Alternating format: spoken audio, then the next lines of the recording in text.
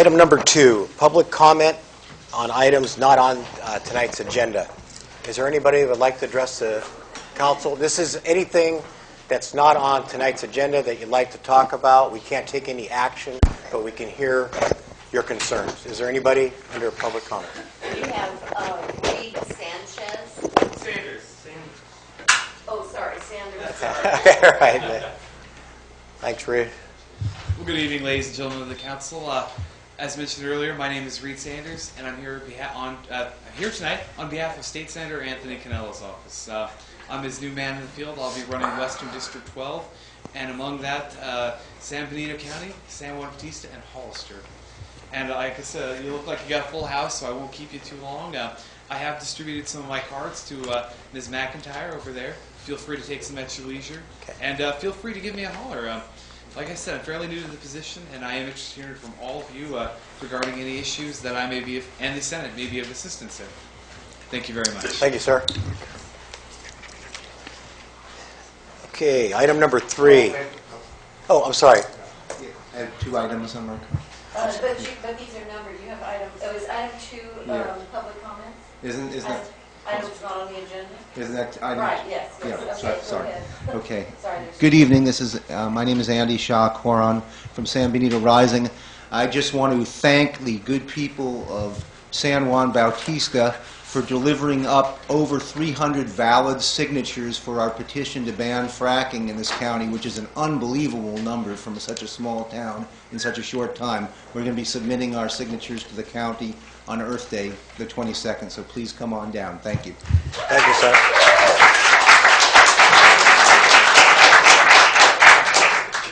I have one from Anne Marie Sayers that says public comment if it's not on that fracking issue. Is Anne Marie Sayers here? Yes. Is your item a public comment on something not on the agenda? Oh, okay. I'll put it in the stack. That it? I have no Okay. general. Is there anybody else who would like to come up and address the council regarding? Okay. Item number 3, presentations, informational items, and reports. A presentation. Andy, Okay, you know what? We need to move on. I'd like to make a motion to move Okay. item 3G up to in front of 3A. Okay. You have a motion and a second? I'll second that. Okay. Roll call vote, I guess. It's, Okay. Councilmember Lund. Here. Oh. Aye. You're already. Councilmember Moore. aye. Councilmember Edge. Aye. Councilmember Bach. Aye. Councilmember Cozio. Aye. All members being present, the motion as stated by the maker passes unanimously. Okay. I'd also like to make a motion for items 4E and 4F to be moved up in front of 3A.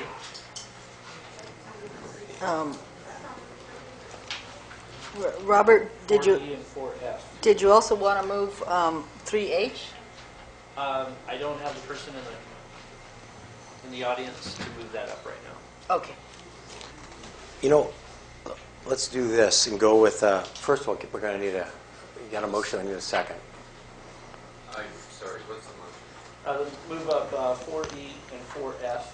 You gonna have Yeah. To where? to, Let's put it right below the sheriff's report. yeah, I was gonna say, where is it in relation to the sheriff's report under? Yeah, we'll just put it under. Yeah, we'll just put E and then F, yeah. Okay, I'll second that. Okay, roll call vote, please. Councilmember Moore. Aye. Councilmember Edge. Aye. Councilmember Bach. Aye. Councilmember Lund. Aye. Councilmember Cozio. Aye. Okay. All members of the council being present, the motion as stated by the maker passes unanimously. Okay. Presentation, informational items, and reports. Captain LaMonica? I thought we didn't just move that one No, up. we're going to start with the sheriff's report, and then we're going to go with E and F right below that, and then we'll be done. Okay. Tony, you can come on up, and we'll get you out of here.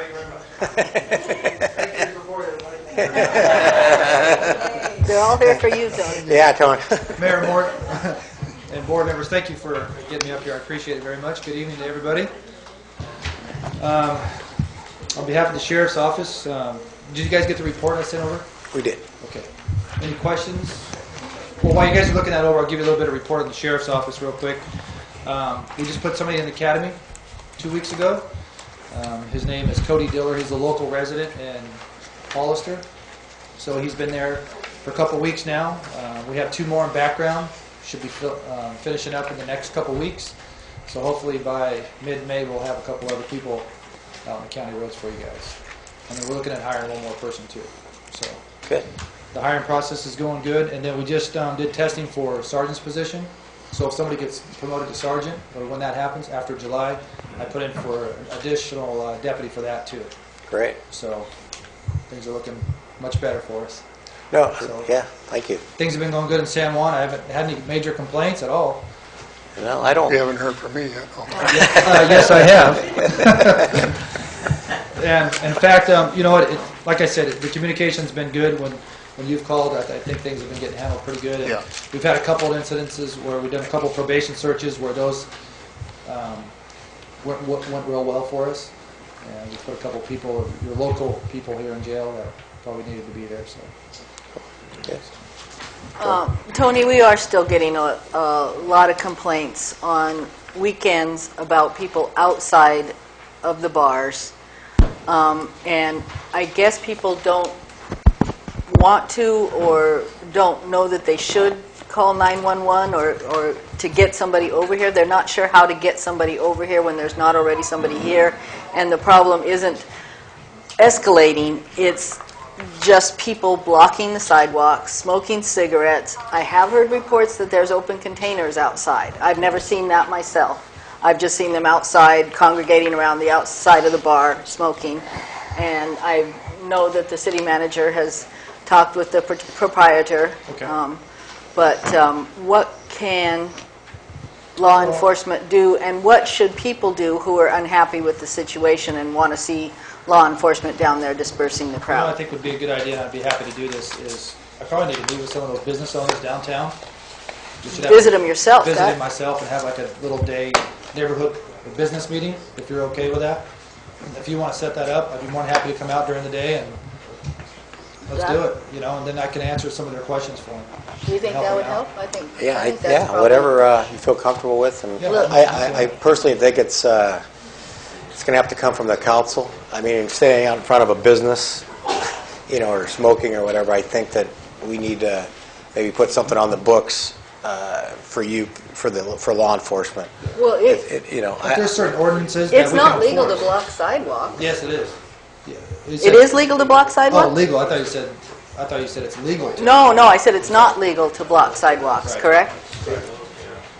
So just blocking the sidewalk is... I guess where I'm going, they're not doing it, I don't believe, and hopefully not intentionally. It's just getting to a point where, you know, we're getting complaints, and maybe the city ought to, you know, we could, you know, ratchet it up a little bit, you know, with staff and see where we go with Yeah, but it. I can come down and do some education for them. Okay. And, you know, I can meet with Roger too, and Matt, and we can go over some ordinances, and I can pass those out to them, and we can pass them out, and so they understand what they can and can't do, or why they're calling too. Okay. So give them some education. Yeah, I think that would be great. Okay. A great help. And then also, I sent you an email and I got it bounced back and then I resent it, so it may not have come to the right address, but it was about Nixle and the Neighborhood Watch and whether or not the Sheriff's Department would want to cooperate with us doing something maybe Yeah, with that's something you Nixle. and I have talked about in the past, yeah. Uh-huh. It's something we would consider. But the reason I sent you the email was to find out whether or not, because I think it would take some time on the part of the Sheriff's Department Yes, yes it would. to actually post the incidents Yes. on the And I think Nixle. too, once we get that deputy back over here, that would be a good resource for that too. Okay. So, but that's something you and I can still talk about. Okay, so you think Nixle is probably a good way to It's post one good way. to- information? Information, sure. Okay. You have to have time to be able to do it though. Yeah, You know, and re- yeah, and resources if to you do have other ideas, I'm open. That's just one that came up from the Hollister Neighborhood Watch group. it. And I've had a couple people email me about some neighborhood problems, and I've emailed them back, and hopefully we're remedy those problems for them. So. Any other comments? Nothing right now. You guys are easy tonight. Hey, You may want to stay for a moment. we have a speaker card. President wants to speak, may involve you. Go- Are you ready? Yeah, go, Sorry, I go right ahead. didn't want Thank to- you, Mayor. Thanks, Tony. Larry Gerbrandt.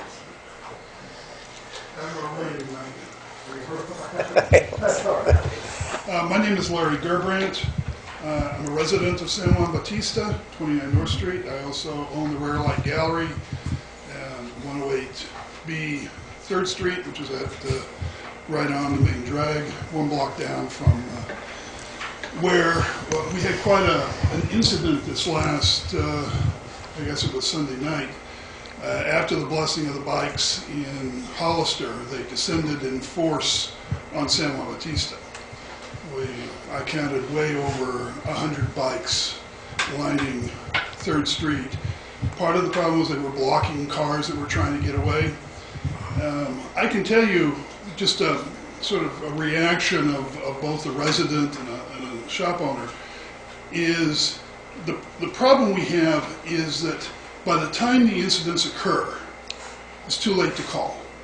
They're already barreling out of town, setting off car alarms. Once they're down the road, you can't do anything for them, that they violated noise ordinances. There has to be an official presence on the spot to catch them in the act. I mean, I find open beer containers in front of my store. My daughter saw them on the street. People can't walk down the sidewalks without going through the crowds of smokers and drinkers. The problem is they're also extremely intimidating.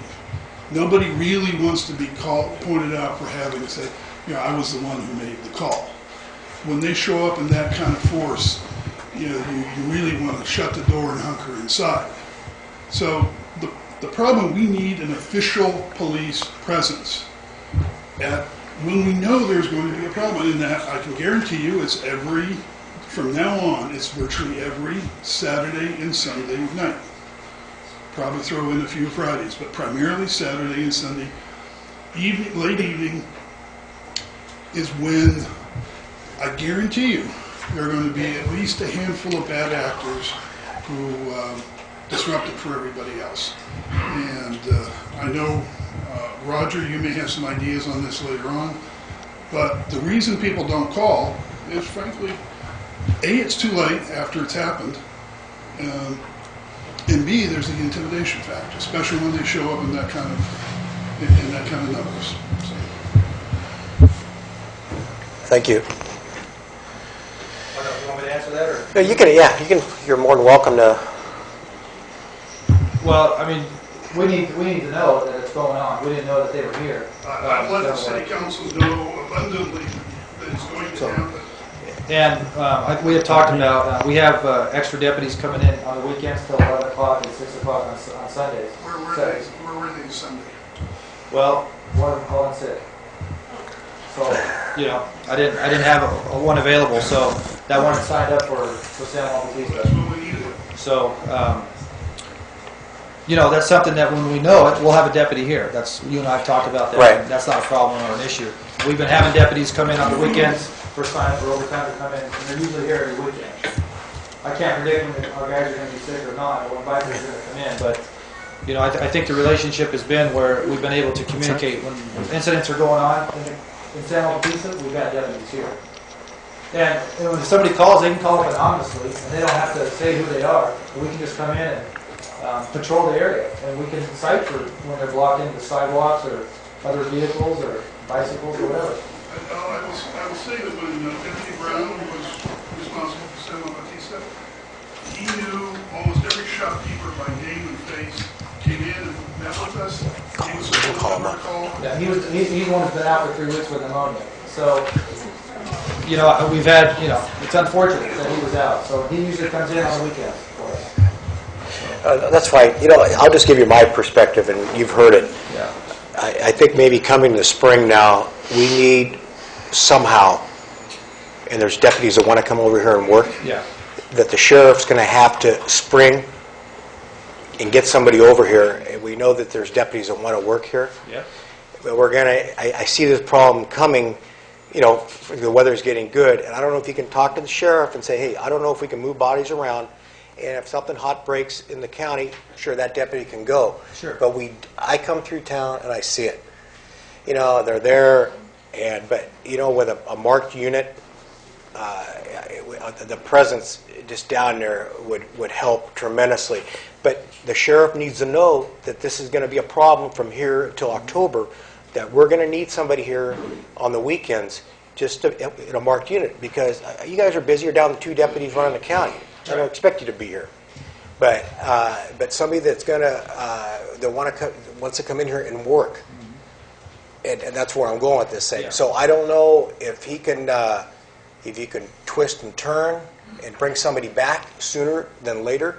That's Well, my. there's nobody to bring back, so Well, that's, I don't know if you have a cover yeah. officer. We don't. You know, I just don't know what the answer is. But that's, you know, we're going to need somebody here. Yeah. I think, you know, especially on the weekends. Oh, yeah, I totally agree with that. 4 to Yeah. 7. 4 to 7 is a pretty strong time. And it's been getting covered with overtime. No, Just I the know, last 2 yeah, weeks, I know. you know, it's been unfortunate with Brown being ill, and we haven't had anybody here. Okay. So, No, I appreciate it. Great. Tony, do you still have reserves? I know Lucas Sosa is not with you anymore, but... yeah, but there's contracts going on right now where we're not allowed to use reserves. Even with the increase of hiring, or? Yes. You're not allowed to use reserves? No, through our Deputy Sheriff's Association, they're not allowing us to use reserves right now. Yeah. We're in You can't contract use them- negotiations.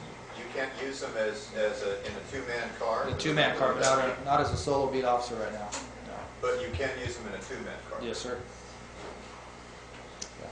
Because maybe that's what is needed here, is put a reserve with a regular officer and then send them over here. Yeah. We have 2 right now, Deputy Smith and Deputy Weir. And Weir's been working in the courts. So, Tony, yes. the primary, you can almost tell it by clockwork, from 2 to 3 o'clock in the afternoon, 7 at night, every Friday, Saturday, and Sunday. Those are the hours that they should be in town, Yeah, not at 11 o'clock in the morning. right.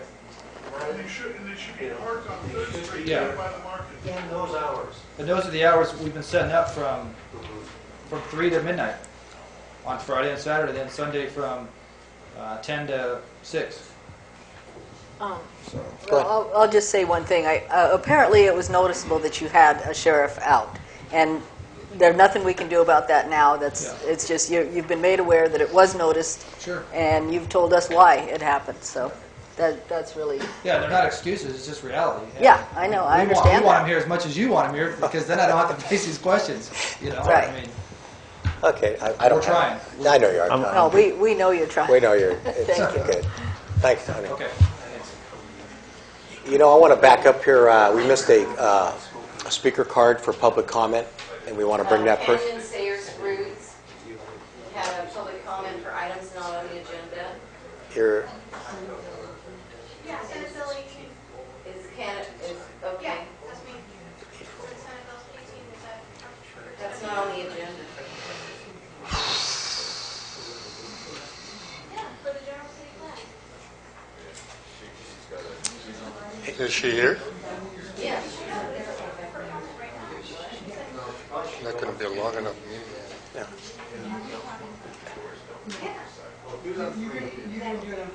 Yes, I said it was for the general. Okay, that's fine. We just wanted to be polite, you know, and not. That's fine. No problem. Hey. Yes. Okay, that's fine. But hey, Okay. I was like, no say problem. general There you plan. go. Okay. 4E. 4E. Approve resolution 2014. Designate a safe surrender site in San Juan Bautista. Is Marcy here? Yeah, Marcy's here. You want to come up, Marcy?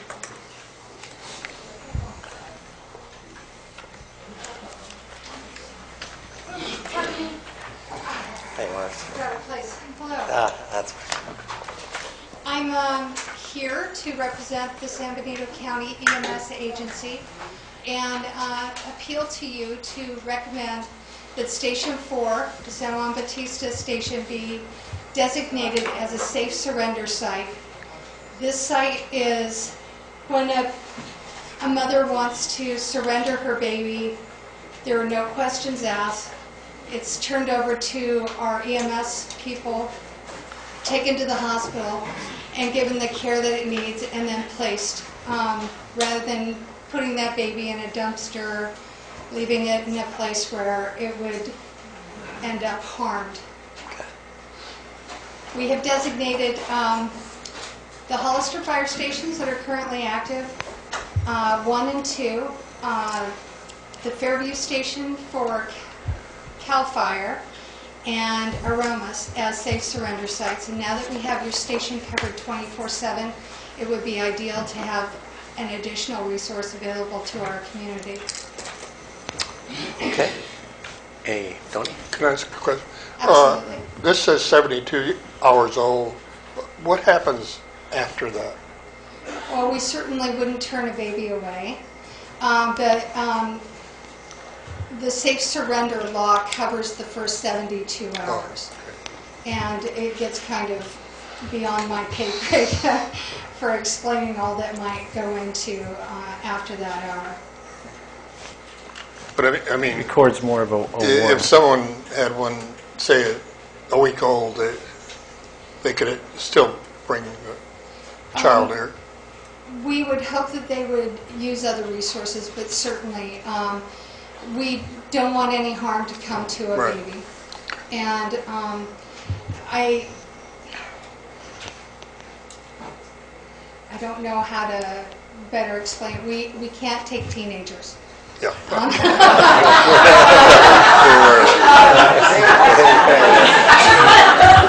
Most of us can't take it.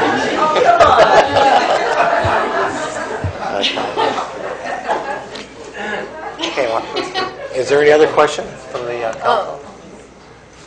Does the fire department need to agree to do it, or is it up to us to tell the fire department? It's already been through Chief O'Connor, right? On the Yes, absolutely. And it is something that is a common standard practice for fire departments to be a safe surrender site, as are hospitals.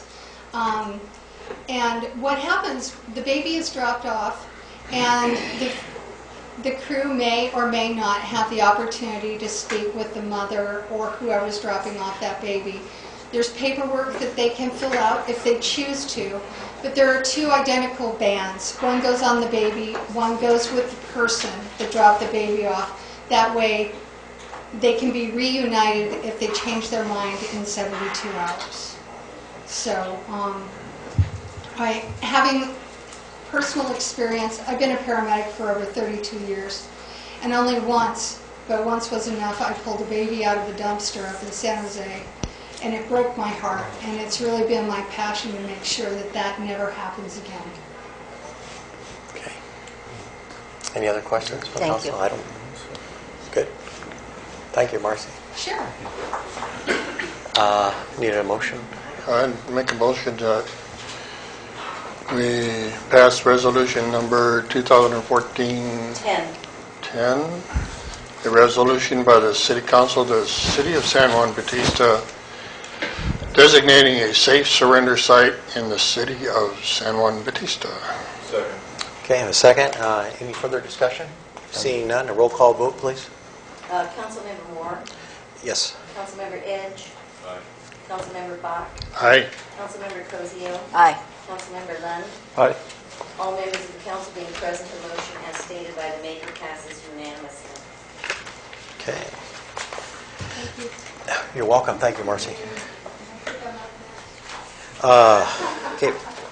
Item 4F, approve MOU with the San Benito County for placement of an automatic external defibrillator, AED, at the community hall. Roger or Matt? Or is this?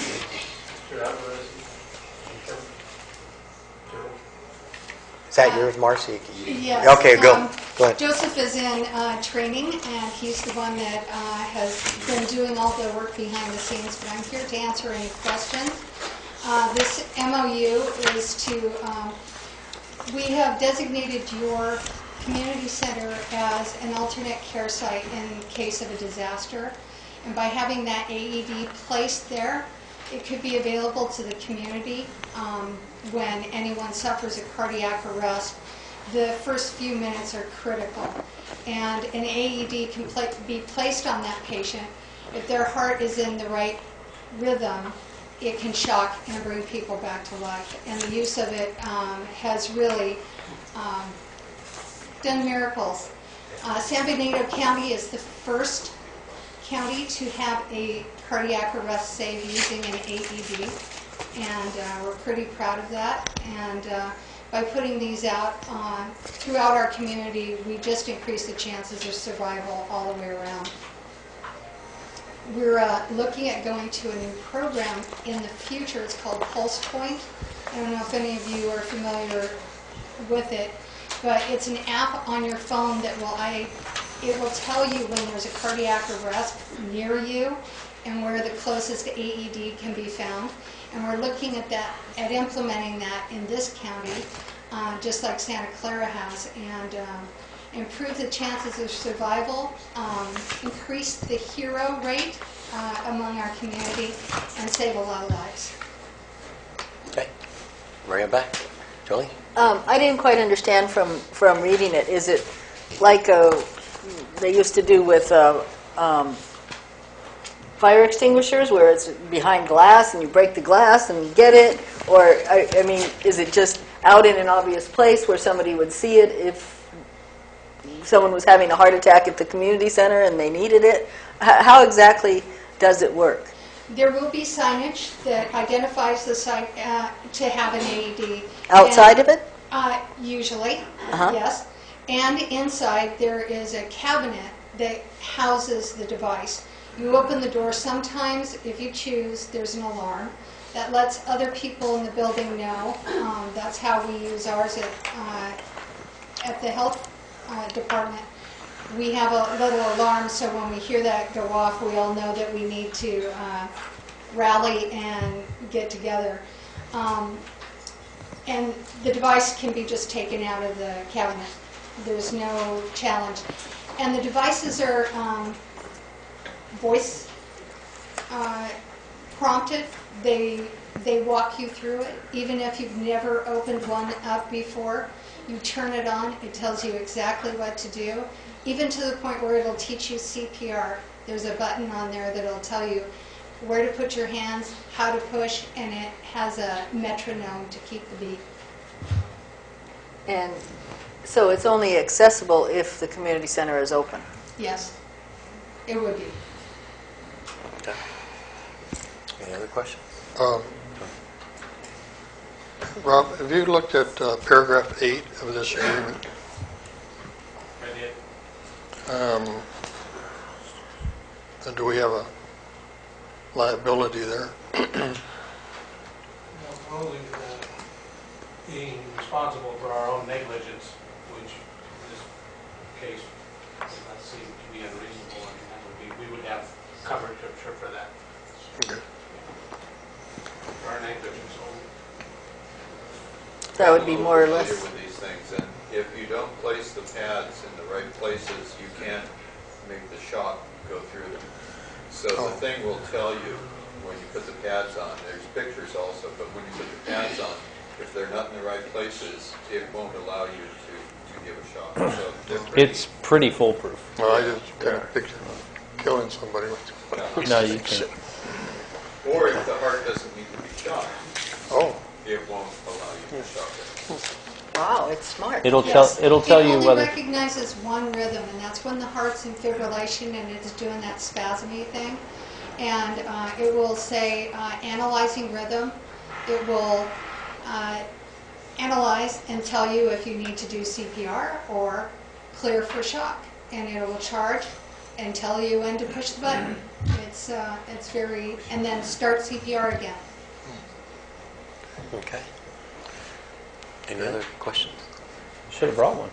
I should have. Yeah, we need one here at City Hall too, you know, just in case. You know what? We're all about getting them out, so Yeah. that's put us on your agenda, we'll do it. Okay, great. Any speaker cards? No. Okay, Robert, somebody want to make a motion? We'll Move to approve. have a second? Second. Okay. Any further discussion? Seeing none. Rick, do you have anything to say? Okay. Roll call vote, please. Councilmember Cosio, Aye. Councilmember Bach, Aye. Councilmember Edge, Aye. Mayor Moore, Aye. Vice Mayor Lund. Aye. All members of the council being present, the motion as stated by the maker is approved unanimously. Thank you, Mark. Thank you. Okay, moving on. Item 3A, presentation of a California flags to the city of the native daughters of the Golden West. And I think Georgina. Is this going to be a proclamation? No, this is a presentation presentation. that she's going to give us Thank you, Mr. Mayor, here. council people. Presentation. It's been quite a day, but I'm here to present you with a California flag to fly on your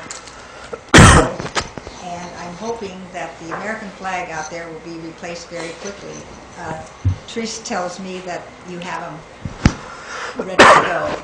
The native daughters of the Golden West Parlor number 179 here in San Juan Bautista regularly hand out California flags. Our California flag was adopted in 1911 on Flag Day, which commemorated the American flag being adopted on June 14th in 1777. So I will hand this to Trish, and she will see that it is put up. Thank you. Thank you.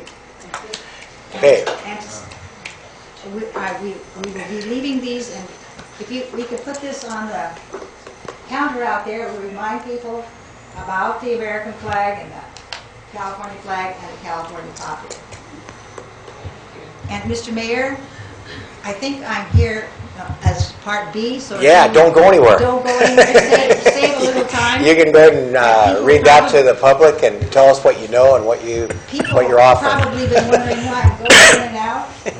Actually, I forgot to open the Native Daughters Adobe for 20 quilters this year. So I hope they found my keys on the kitchen table.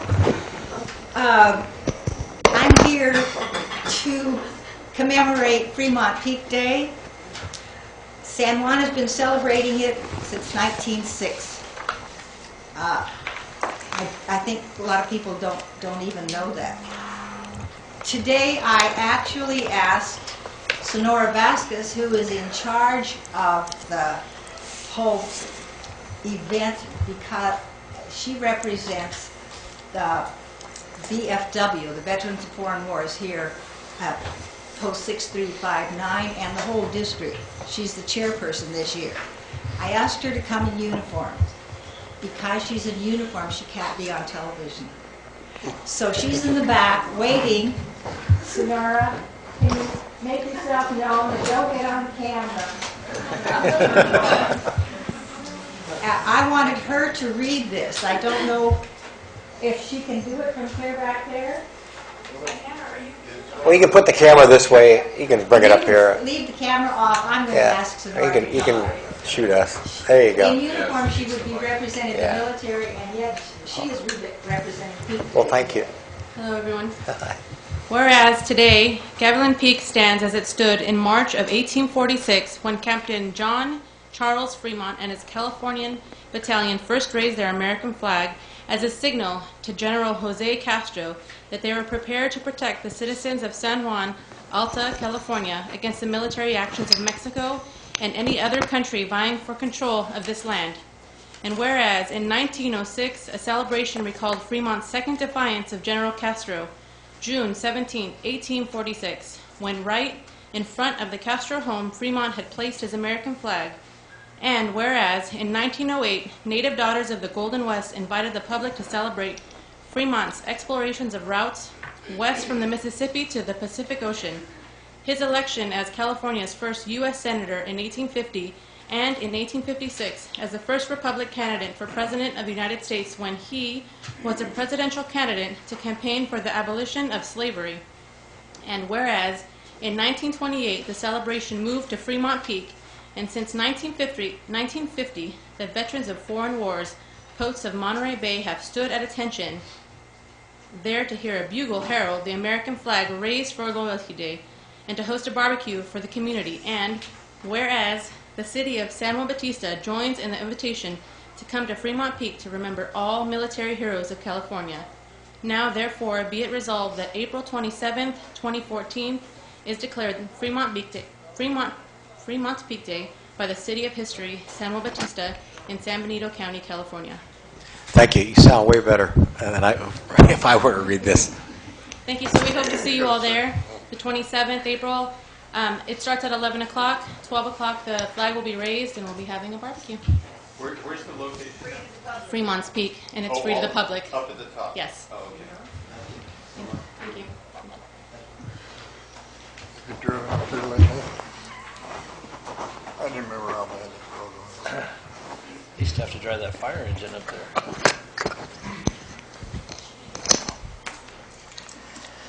Okay, item 3C, Water Awareness Month. Sean, it's all yours. Good evening, council members and staff. My name is Sean Novak with the Water Resources Association of San Benito County. My agency represents the city of San Juan Bautista, the city of Hollister, Sunny Slope County Water District, and the San Benito County Water District for all their water conservation, water resource protection programs. Each year I come to the council and ask them to proclaim May as Water Awareness Month, and it has special significance this year because of our drought. But the reason we focus on May is that's when people start ramping up their irrigation systems, and we see water usage start really going up high. In the residential setting, over 50% of water use is dedicated to outside use for irrigation. So we're really focusing on that this year.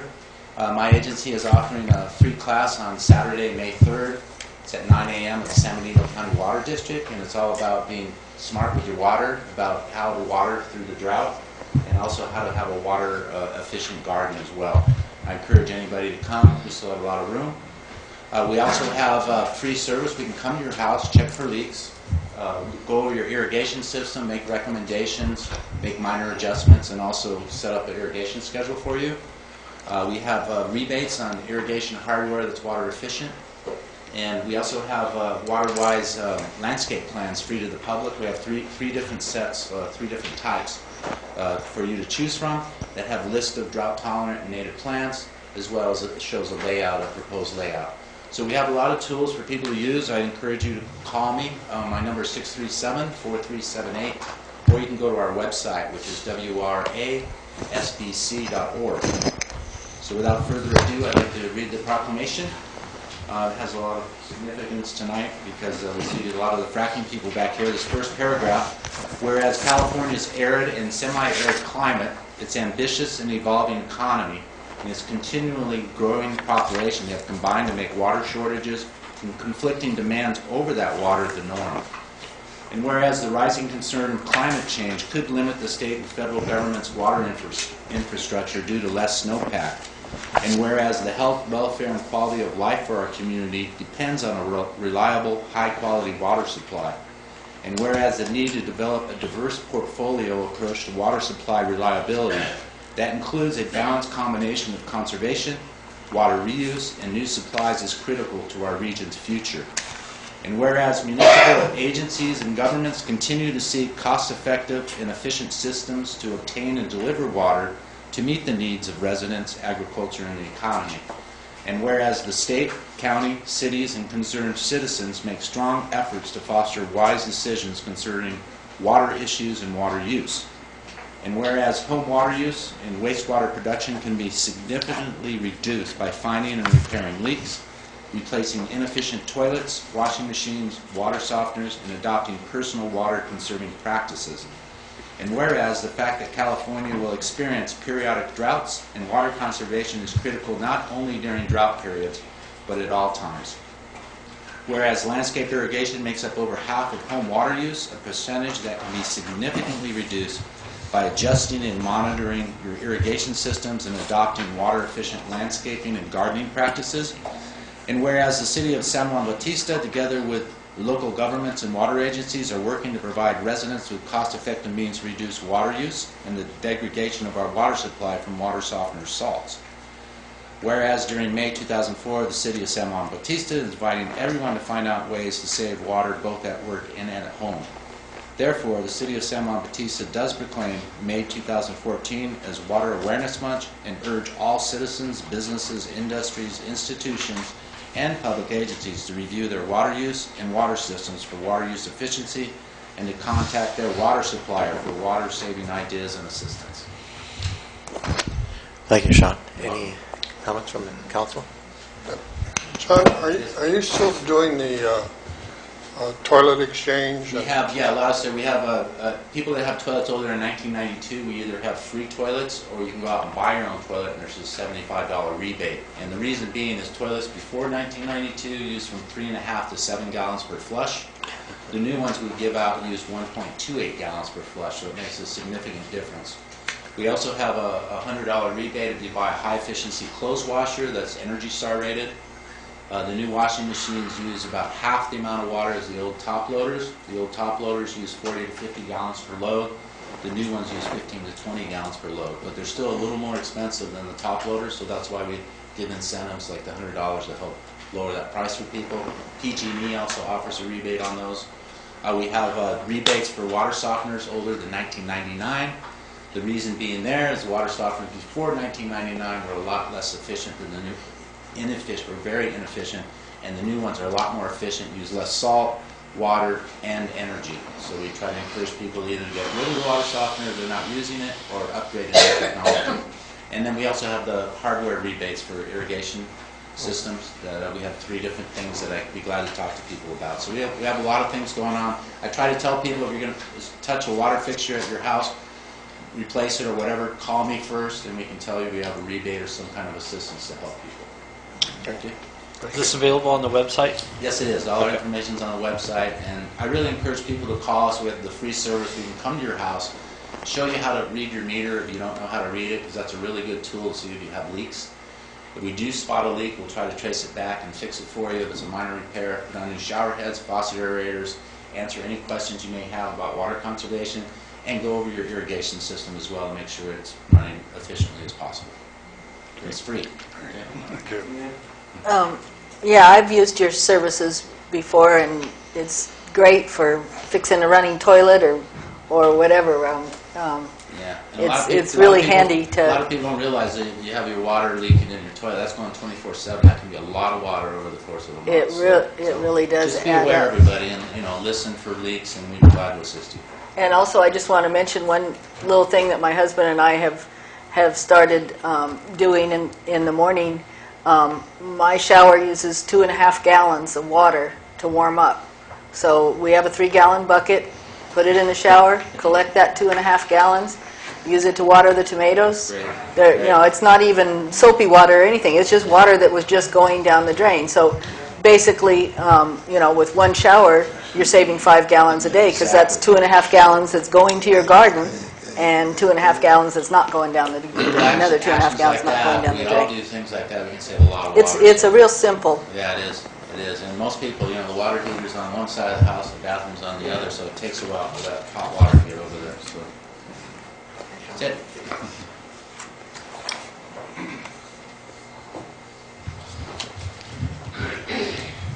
Thank you, sir. Thank you.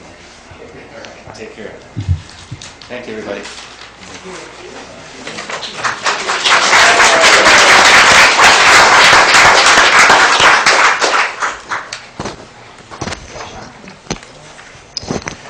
Okay, moving on. 3D, San Benito County Health Disparity Presentation.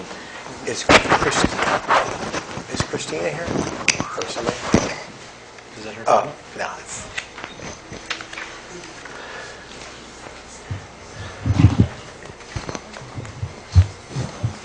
Good evening, council members. My name is Sabila Perez, and I've been a community member in the lovely town of San Juan Bautista for about 17 years, so it gives me great pleasure to present to you this evening on some of the health disparities in San Benito County. I apologize that I have my back up to about 90% of the population here tonight, so I'll try to speak so that everyone can hear me, because I think that the information I'm going to be presenting tonight is applicable to each and every person in this room. So again, I'm an employee of public health, and that's with Health and Human Services, the same organization that Marcy was just here representing as well. I'm here to talk about healthy San Benito County. Okay.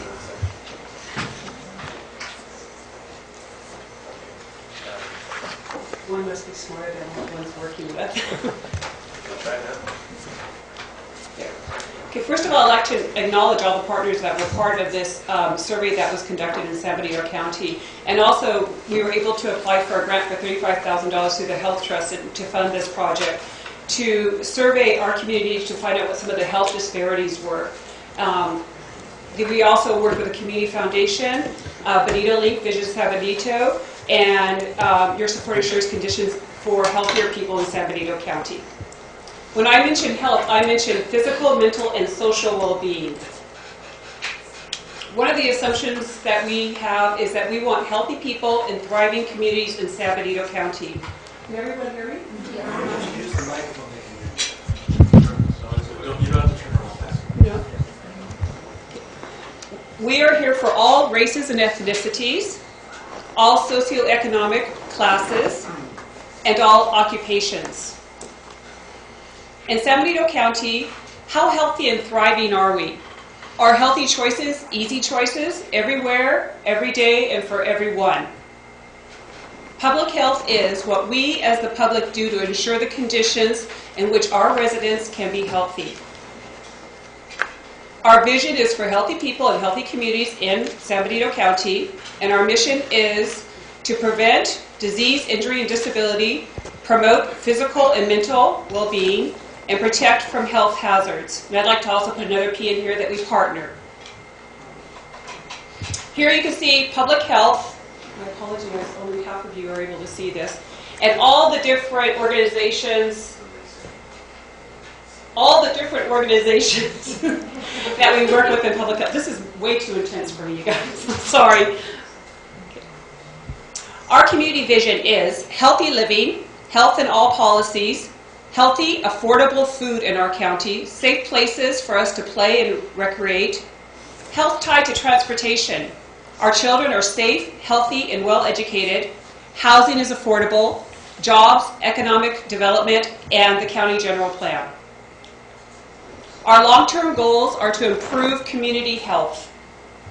Work with community partners to prepare for our public health accreditation, which will ensure all the residents of San Benito County have access to quality public health services that meet the national standards.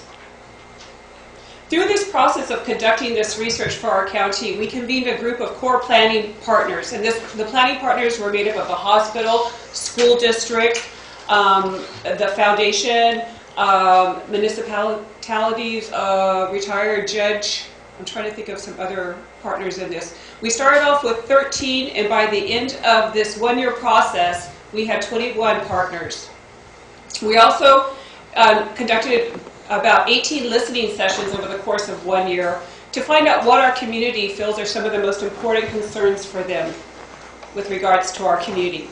And then we obtained baseline objective data, indicators, and assessments. And I apologize for those big words, but basically what we did was we surveyed to see what existing data was out there for our community. We identified 45 different studies, reputable, significant studies, that were obtained to ascertain the information I'm going to be presenting in a few minutes.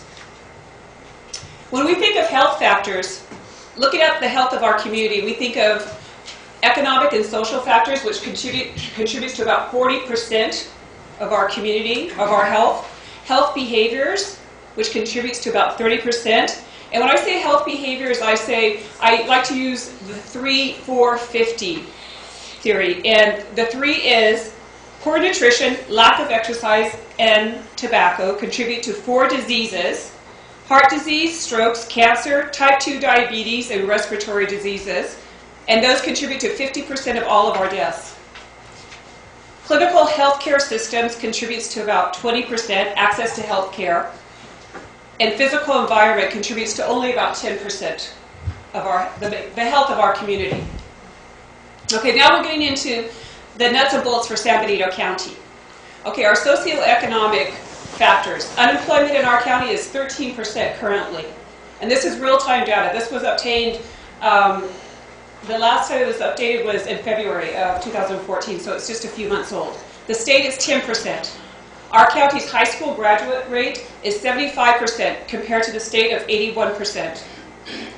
Those with bachelor's degrees in our county are 18% compared to 30% at the state level. Third graders reading at grade level, we have 36% compared to 46% statewide. 1/3 of 9th and 11th graders don't feel part of a group. And when I say part of a group, that could be a faith-based group, extracurricular activities, something school-based, etc., etc. 20% of 3rd to 8th graders consider themselves chronic victims of bullying, and 60% consider themselves sustained victims of bullying. And when I say sustained victims of bullying, I mean over the course of 6 months or more. Okay, now our health behaviors. Tobacco use by adults in San Benito County is currently 7%. So we're doing really well in that area, compared to 13.8% statewide. Tobacco use by youth, though, is at 18% compared to 10.5% statewide. So our youth are smoking more than the state average. Overweight and obesity of youth and adults. We are at 76.3% compared to the state, which is at 59.8%.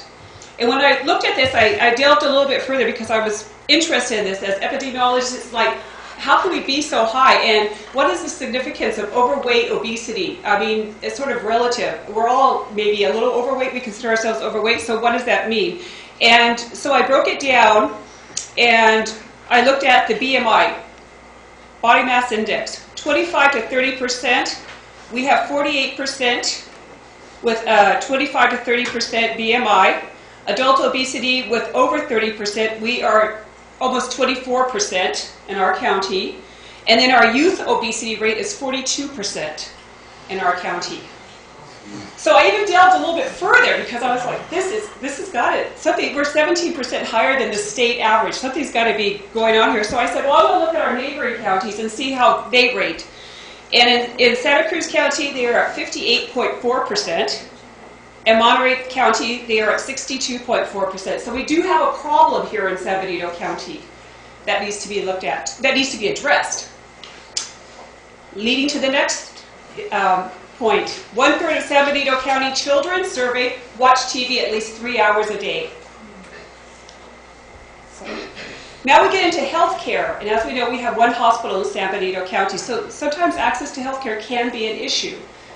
13% of San Benito County adults reported that they could not see a doctor due to the cost. The ratio of providers to our county's population. Okay, primary care physician, we have 3,084 residents for one doctor, and that's a primary care physician. We have 2,658 residents to every one dentist. And then we have 11,104 residents to every one psychiatrist or psychologist. Our flu immunization rates are less than 50, and our immunization rates for San Benito County, which this is incredible, we're at 95%. So our children are being immunized compared to the state of 90%. So we're doing very well in that area. Okay. Physical environment, that's where we walk, where we exercise, et cetera, et cetera. Over 50% of the restaurants in San Benito County are considered fast food. 49% of our population works out of San Benito County. So I looked into this a little bit more too because I thought that was awfully high. And when the average time, commute time for someone working outside of our county is 29.3 minutes. 74% of daily commuters drive alone to work. And the reasoning for not bicycling or walking more is lack of paths, too many cars, high speeds, et cetera, et cetera. And then the Office of Traffic Safety, pedestrian-involved collisions rank, our county ranks 5.7, 1 being the worst and 96 being the best. So if we're 5.7, we're not doing very well at all. This is a typical look at San Benito County.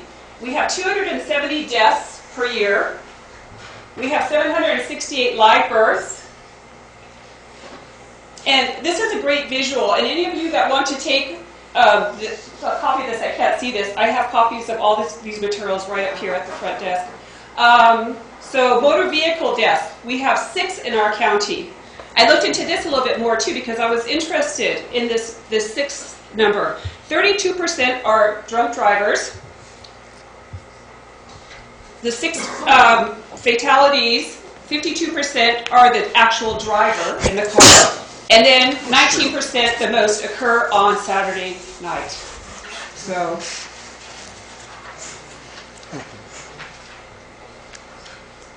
okay, this is our community dashboard, and this is what I want to show everyone here. This is a phenomenal resource through Bonito Link. And anyone here can have access to this Bonito Link. If you're a grant writer, if you want to know about the prevalence of, for instance, adult obesity, anything for our county, this is you can obtain information on the subject as it compares to the state of California. And for instance, if you keep on going up, on the far right is a gauge, and that gauge, if it's in the red, that means we have problems here in San Benito County. So go down to adult diabetes. Go down. Right there, adult diabetes, very high. So click on that. Okay, 17.5% of San Benito County residents have diabetes. Okay, scroll down. When you go to this link, you can actually find out, why is this important? What does that mean? For those of us who don't know much about diabetes, what does this signify? Should we be concerned? Et cetera, et cetera. Where did this study come from? I don't know if I really think this study is accurate. So you can actually see, this study came out of Health Policies UCLA. In 2009, we were at 7.1%. At 2011 to 2012, we're at 17.5%. Okay, adults with diabetes by age. 45 to 64, 23.4%. And it breaks it down according to, and our youth are catching up. 25, that's youth for me, that's youth. 25 to 44, 19.7% of the youth in San Benito County. Okay, and then by gender, female 20%, male 13%, and then by ethnicity, 25% of Latinos, white 6.7. So, do you want to go into the voter? The voter? So there's about 100 indicators on this website that you guys can go to. We were able to obtain a grant for $30,000. 20 of it was through Gavilan College to purchase this service. And you can find out all the information, pretty much the information I gave you here, plus more as it pertains to you. Ozone levels in our community, toxic chemicals. We're going to go to voter turnout right now for San Benito County. We're not doing too well here. We have 72.4% voter turnout in our county. In 2008, we had almost 80%. So we're dropping in that area. So I think you want to go into the demographics.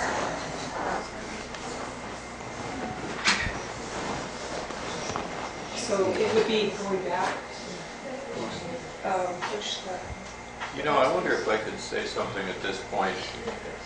Could we kind of stay on health disparities and not get into voting and that sort of thing? Oh, definitely. That was just an example.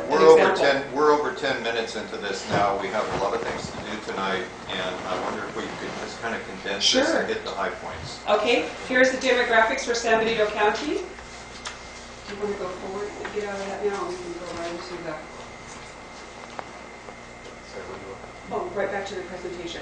And it's almost over. There's only 2 more slides.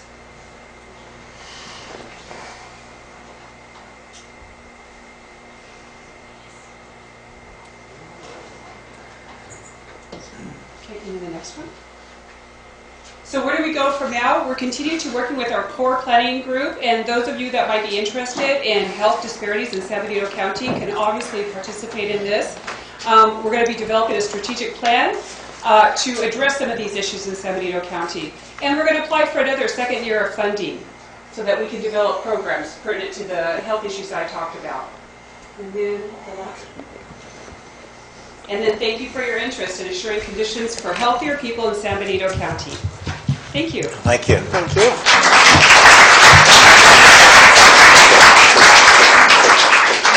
Any questions, Rick?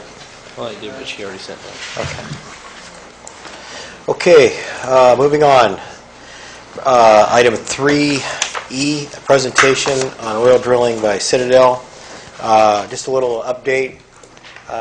I know you people have been present in the last 2 or 3 months.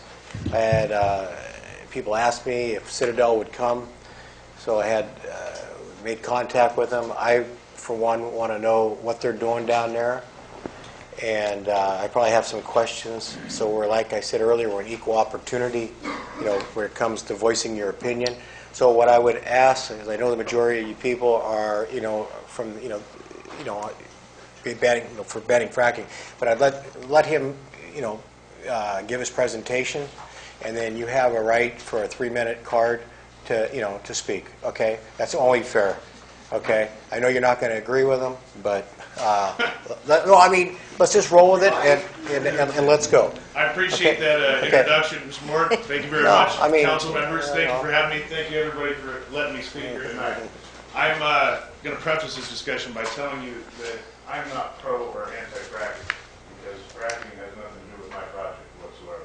What is your name? My name is Armin Navi, and Citadel Exploration. I'm the president and CEO. Can you turn that speaker to the mic? Yes, I can. So I'm going to guess that you didn't talk to my peer group before inviting me to speak here. They would warn you that my friends call me foul-mouthed, loud, stubborn, etc. But mildly entertaining at best in small doses. So I'll do what I can, and I hope I can shed some light and demyth some of the things that are going on, and hopefully warm some of you to the project that I'm already doing. So I've noticed a lot of signs in and around the area that say don't frack pinnacles. I'm not aware of anybody that's fracking pinnacles. My project is 13 miles south of Pinnacles in the Diablo Hills, and we're not fracking. We're doing a low-pressure steam injection, which involves cyclic steam to extract an immobile oil to a very shallow depth, which is basically the antithesis of fracking. You have before you a bill that was passed by the Senate, SB 4, which is what's going to govern fracking in California. Now, I can't speak as an expert on something that I've never done. I've never fracked a well in my life, so I can't get before you today and tell you that fracking is not dangerous or something that's totally benign or anything like that. Now, my family's been in oil production for 4 generations, and I can tell you that I'm an expert in that.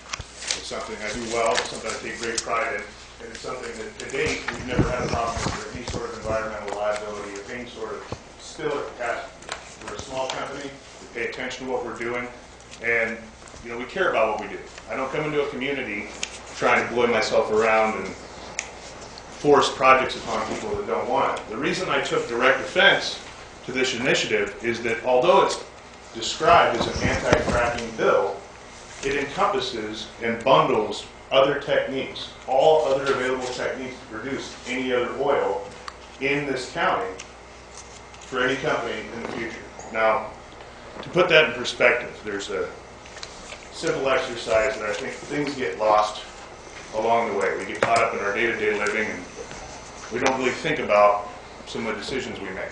But there's a simple equation that you have to remember. Anybody in here is an environmentalist? Self-proclaimed. You don't need a decoder ring badge, whatever it is. I'm an environmentalist. President of oil companies is an environmentalist. Imagine that. Can anybody tell me what a carbon footprint is? Can you tell me what a carbon footprint is? Yeah, essentially how much carbon dioxide that you release through all the activities that you do. Close, but not really. Anybody else? Carbon footprint is how much carbon you utilize using oil, natural gas, or coal. One of those 3 things you had to use in order to create something. Can anybody name an item that doesn't have a carbon footprint? Every single thing we have on, our shirts, our glasses, carbon intensive. They require oil, gas, or coal in order to extract, process, and deliver those to table or to our persons. Our cars have an enormous carbon footprint. The most conscientious act you can have is to be an old car collector if you care about your carbon footprint. By buying a brand new car that's got batteries in it, you're increasing your carbon footprint on your life cycle. So we are an energy-independent economy. That's what we do. We're carbon dependent.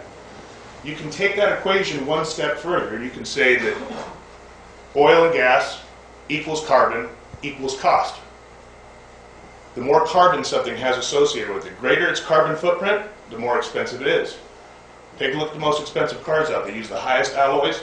They're the most difficult to mine, process, and manufacture. They become the most expensive. They have the highest carbon footprint. If you look around the room, who's wearing gold? We got gold on? Silver? Massive carbon footprint associated with gold. That's why it costs $1,200 an ounce. That's what we do. This is the basis of what we do in America.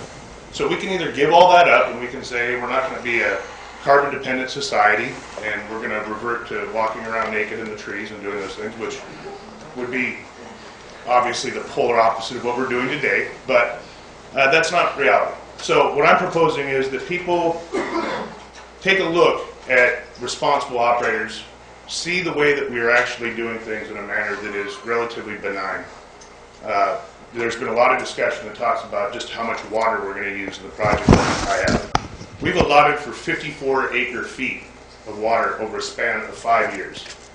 That's approximately what 33 cows would use in the same period of time. 33 cows. A golf course uses 400 acre-feet per year. All of the golf courses in California combined in one day use as much water as all of the wells that have ever been fracked in California in a year. It just doesn't pencil out.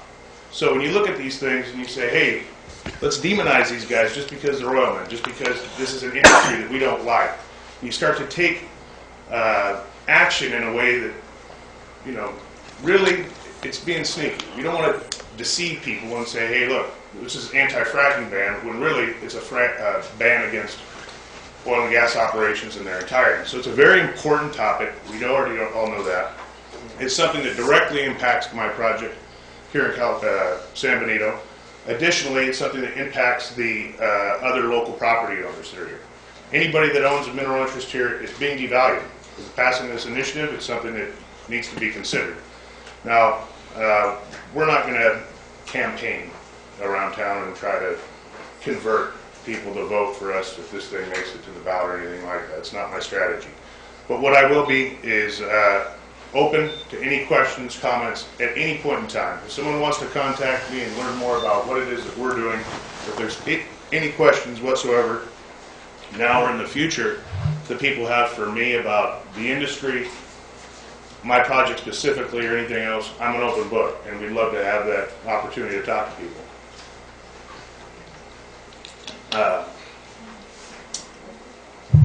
SB4, which you guys have been provided the actual document on, that was adopted January 1st, 2014, and January 1st, 2015, it will be completely integrated. Right now they're in a transition period throughout the duration of this year. Basically things are just kind of on hold.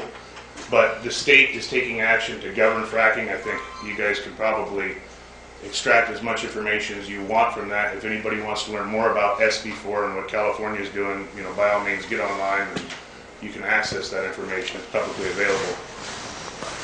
If there are any questions now, I'd be happy to answer any of them. I'll bring it back. Any questions from council at this point? If this goes through, will you still be able to drill and extract oil? If what's that? The initiative? Yeah. It would prevent the development of any oil production in San Benito County. If there's anybody that can contest that, let me know. When I get my chance to go. Yeah, you know what? I'll let you finish with the council. Then they have the right to speak, and then I'm not going to get into a debate. But I should say, in the initiative, it actually says very clearly. It says the reason we are able, or the industry is now able to extract oil from an area that was previously unextractable, is because of advances that have been made in techniques and technology. We want to ban all of those. So it very clearly states what the purpose of that initiative is. Now, I've got to, basically shed a little bit of light on something that's been over-exaggerated. There's been a lot of him-hawing discussion about the geologic potential and just about how much oil is in San Benito in this area. The Monterey Shale is a terrific source rock. It's what generates the oil that I'm pursuing in the shallow, conventional opportunities in sands. I'm not going after fractured shale. My company's not got a business model where it can spend, millions and potentially billions of dollars on R&D trying to figure out how to extract oil that was otherwise non-producible by fracking. It's just feasible business model for us. What I do is different. We look for the conventional opportunities where that oil was generated in a shale and then migrated to a conventional trap, and then we extract it from that because it's less capital intensive, it's much easier operationally. So the amount of oil that's potentially recoverable in this area, probably nowhere near what's being touted. Technology just hasn't caught up to that. It's not the right kind of geologic environment for that. The shale wasn't very deep enough for the most part. But, it's not going to be a Bakken story out here. It's not going to be thousands of shale wells being drilled in your backyards. It's just not something that I ever see happening here, in my own opinion. Julie? When you say this bill will stop all oil drilling, are you talking about? No. The initiative that's being submitted now. That's what I thought. Yeah, you made it sound like it was. Yeah, I want to know more about this. Yeah. So the Senate bill, if you see what they do, they've got a series of control measures for offset notification to ranchers, anything that you're doing, additional reporting procedures that were previously not in place. So the industry has now adopted, or the Department of Oil and Gas has now adopted additional levels of control for operators that plan to frack or acidize their wells. Those are the two basic techniques that are covered under SB4. Now, the initiative encompasses much more than that. It's got steaming and anything else associated with that. Now, you're running out, let me back up here, because this is, I'm not an expert, or just, I'm running with, what people have come in and told me. The county of San Benito, you're following their direction, their guidelines? Absolutely, yeah. They have a new drilling ordinance in San Benito. Right, and you're following that? Yes. And that was enacted within the last 12 months? Yes. Okay, I don't have any other questions. Joey? On this, are you suggesting that the good people here who want to pass their own initiative should maybe take a look at this first and see if it covers Yes, ma'am. what they really want to do? Is that what you're suggesting? Yes, ma'am. Thank you. I would say it would be redundant to enact the same thing, but or propose the same initiative when it's already being governed by the state. But in the event that they would like to, by all means, if it's the same thing, then... But you're saying the initiative here is different than this? Absolutely. It's more all-encompassing than this is? Yes, it is. Could you give us just a quick review of the process you'd have to go through to get a drilling permit? Right now? Yes. Well, I worked on this project. I took it in 2005. I just got my permits. It took me almost 7.5 years. So put that in contrast to a farmer. If you want to drill a water well using the exact same techniques and technology that I do, it's 2 weeks. You go to health and safety, get a permit, pull it, drill it. Now, I have huge oversight in my process, bonding requirements, programs. I have to go through Williamson Act, see that it's compliant with the different areas, even an exploratory well. So right now, I have a well that we've drilled. I'm still waiting for the state to provide me a permit so I can inject steam. Otherwise, the oil there is immobile. That process, I had to allow for 5 years in my permit from the county because I have no idea how long it's going to take the state to give me a permit from them. So having these redundant permitting stages throughout it really slow the process. I mean, we have to take a position that says this is either something we want here or we don't want here. And I know it seems like it's easy to brush it off as being a global issue, but I'll tell you, half the guys that I employed, directly or indirectly, were combat veterans from wars that were fought over oil and gas. Afghanistan was initiated with a trans-Afghan pipeline. We started bombing it there. Iraq, we all know that was, over oil, right? So it's an issue. You can say that we can, my old man who says you can drill for it or you can kill for it. It gets that simple. Here, domestic production, as quickly as you can get it from the field to the refinery to your car, is the most efficient process. Looking for alternatives, go ahead, try to find something. But it's very, very difficult to compete with something as efficient as a barrel of oil. It's about 25,000 man-hours of work in one barrel, energy equivalent. One other question, and if this initiative is passed in San Benito County, it basically, in your opinion, does it shut down basically all oil drilling? So, I'm an exploration company. I'm going to ask the others. I'm going to ask the people, Yeah. that speak, but I want to ask you. Drilling for wells, one thing. Being able to produce a well, another. There's exploration and production, E&P. So I don't care if I get to drill a bunch of wells. It's if I can't extract the oil that matters, right? So this limits your ability to extract oil in this county to nil. As far as I'm concerned, I can't find any conventional production that doesn't require some sort of stimulation. And that stimulation, let's say for instance what I'm planning to do. Every single one of us probably gets up in the morning, turns the hot water on and takes a shower. Clean, fresh, hot water. Got steam coming off of it? It's exactly what I'm proposing to do to the rocks. I take fresh water, I heat it, turn it to steam, and put it under low pressure into a cold, immobile reservoir, and I get that oil mobilized just by heating it up. I produce it back, I capture my water, clean it, re-inject it, continue to cycle it. So you're trying to maximize the use of the water that you have.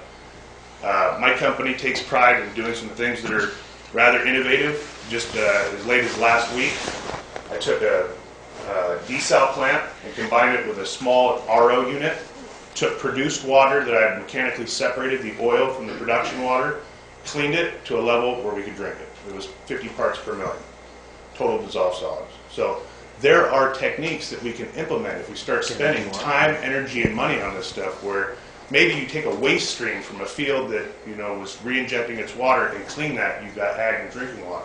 We need to start looking and exploiting those kinds of opportunities versus saying, hey, we're just going to shut down all drilling in California or in San Benito County or whatever it is and keep being dependent on foreign oil. Right now in California, we produce about 600,000 barrels a day of oil production. We refine 2 million. We import 1.4 million barrels of oil a day into California. That's a tremendous volume. Now, to supplement that in California, off of California production alone, next to impossible. That's our energy dependence, but we should try.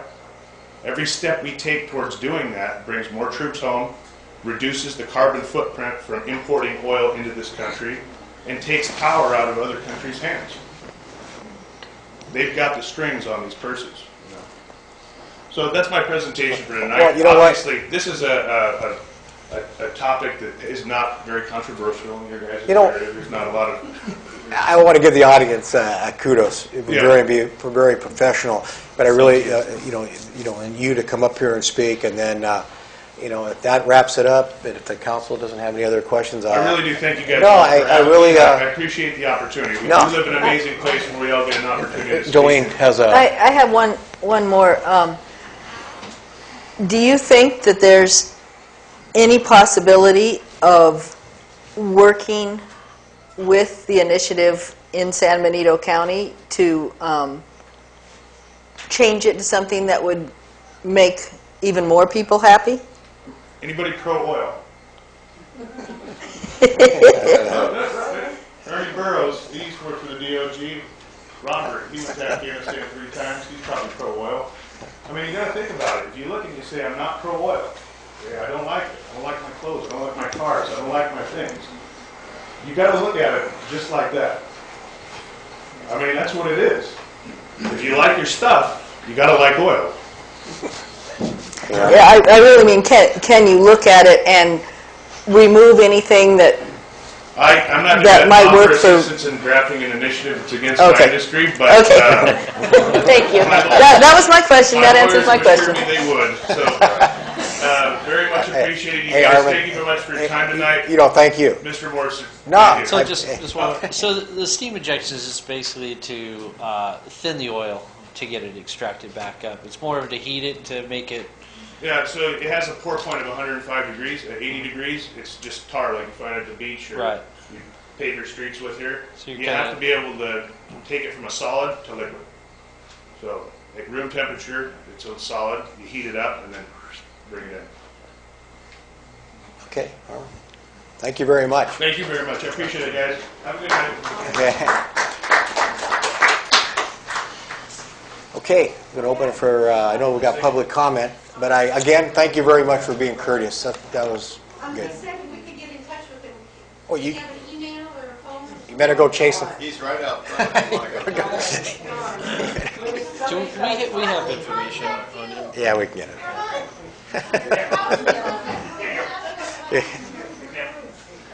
There you go. Robert, this is the man to talk to if anybody needs to get in contact with me at any point in time. Robert Hammers, PR, and making sure people don't throw blood and that.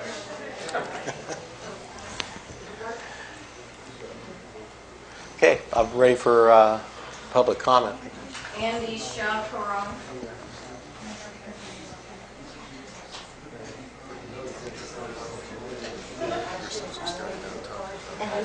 Or you have to state where they live. Me? Hey, when you, excuse me, a couple things. Just keep it to 3 minutes, and if somebody duplicates it, say, you know what, so-and-so said what I agree with. And do me a favor and give me where you live. If you live in San Juan or you live in the county, Sure. I'd like the council would like to know that. Okay, sure. You know. Andy Shaw, Coron. I live off of Pole Road, which is just on the other, inside the county, just on the other side of the highway. Okay, so first of all, there's so many things that I need to cut through here to get back to what I think is reality. There's a confusion about whether our initiative straight out bans petroleum. It absolutely does not, and I agree with them on one issue. If they can't get it by conventional means anywhere in this county, if it's impossible to get oil by conventional means, well then our initiative would say you can't get any out of our county. Because we think the non-conventional means, and there's a lot of data on them, that they're all environmentally destructive. He didn't talk about too much about fracking or acidization, which the record is very, very destructive of the environment. But cyclic steam is not as benign as he talks about. It does create what they call produced water. And in general, with what we do with this produced water, because when you put the steam down there, it mixes with all those tars and with all the heavy metals and other things that are down there, and you bring it up to the surface, and then you've got to do something with it. And what they usually do with it is either have a big, pond where you try to evaporate, and if there's any storms or things, it gets into your surface water. Or they put it in a wastewater injection well with the idea that someday, that it'll stay put. But things don't stay put out there. I mean, we live out there in Aromas. It's called Aromas because it was once the old ranch, Rancho de los Aromitas y Aguas Calientes, ranch of the little smells and the hot waters, because the stuff mixed up and came up to the surface. In California, things don't stay very well down below because everything's kind of crumpled and cracked, and so things move. So we don't think it's particularly safe. We had a scientist send you all a letter, I hope you all read it, about some of the impacts of steam injection in polluting areas before. So we think it's polluting. And the biggest issue we think is that it's not a worthwhile project for our county to do these things. We have a very, very valuable resource in this county in small quantities. It's called water. And we have substitutes. He made it seem like there are no substitutes for petroleum. There are substitutes for petroleum. I drove here today in a car that didn't use any petroleum and used the sun from the roof of my house. And I produced 80% of my driving, I used that car. We're going to eventually get off petroleum. The world will do it. You've seen the big reports recently. The world's getting pretty badly trashed. We're going to get off it. And the question is, are we going to trash our county before we get off that petroleum? Okay, Andy. Thanks, Andy.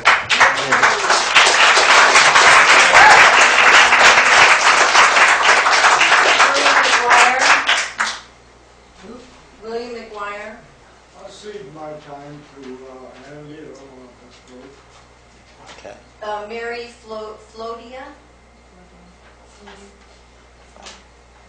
That's you, Mary. Point of order. Doesn't ceding your time to someone else mean that they get to continue speaking? If they want to, if he wants to pass I it on, think that's what he fine. said. He wanted to cede his time to Andy. Oh. Is that? I'll go to the end. Give me the Okay, time at the end. okay, so you got Okay. we got you booked for 3 minutes. There you go. Thank you. My name is Mary Flodine. I'm actually a resident of Santa Cruz, California. Been a public school teacher for my career, and I've taught watershed ecology. And so the reason I'm here and concerned is because, as Andy stated, water is such a big issue. And the gentleman from Citadel, charming, quite convincing. However, the concerns in California about water remain. And if we're using water to inject into wells to bring up oil, I think that's a misuse of the resource. My husband was for years a scientist at NASA Ames Research Center and did research on global climate change and is now teaching climate change and sustainable energy development at the University, San Jose State. And so I've been a witness to that research unfolding. And I know that what Andy said is absolutely true, that we must convert now to other forms of energy, and we need to just start thinking differently, completely differently. So absolutely all of us are wearing carbon, we're dripping carbon, we have huge carbon footprints, but that is not where we need to be stuck, like dinosaurs in the tar. We need to move on, and we need to shift paradigm, and we need to think about other ways of getting our energy. So thank you very much. Thank you. Thank you. That's why I'm here.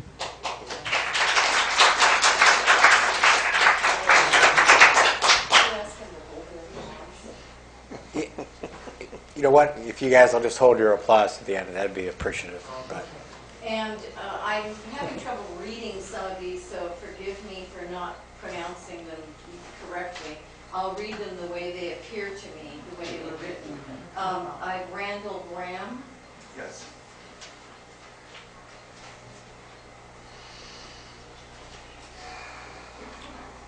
Good evening. hi, Randall. Would you the city that you reside in Sure. the county? My name is Randall Graham. I'm the owner of Bonnie Doon Vineyard in Santa Cruz. Okay.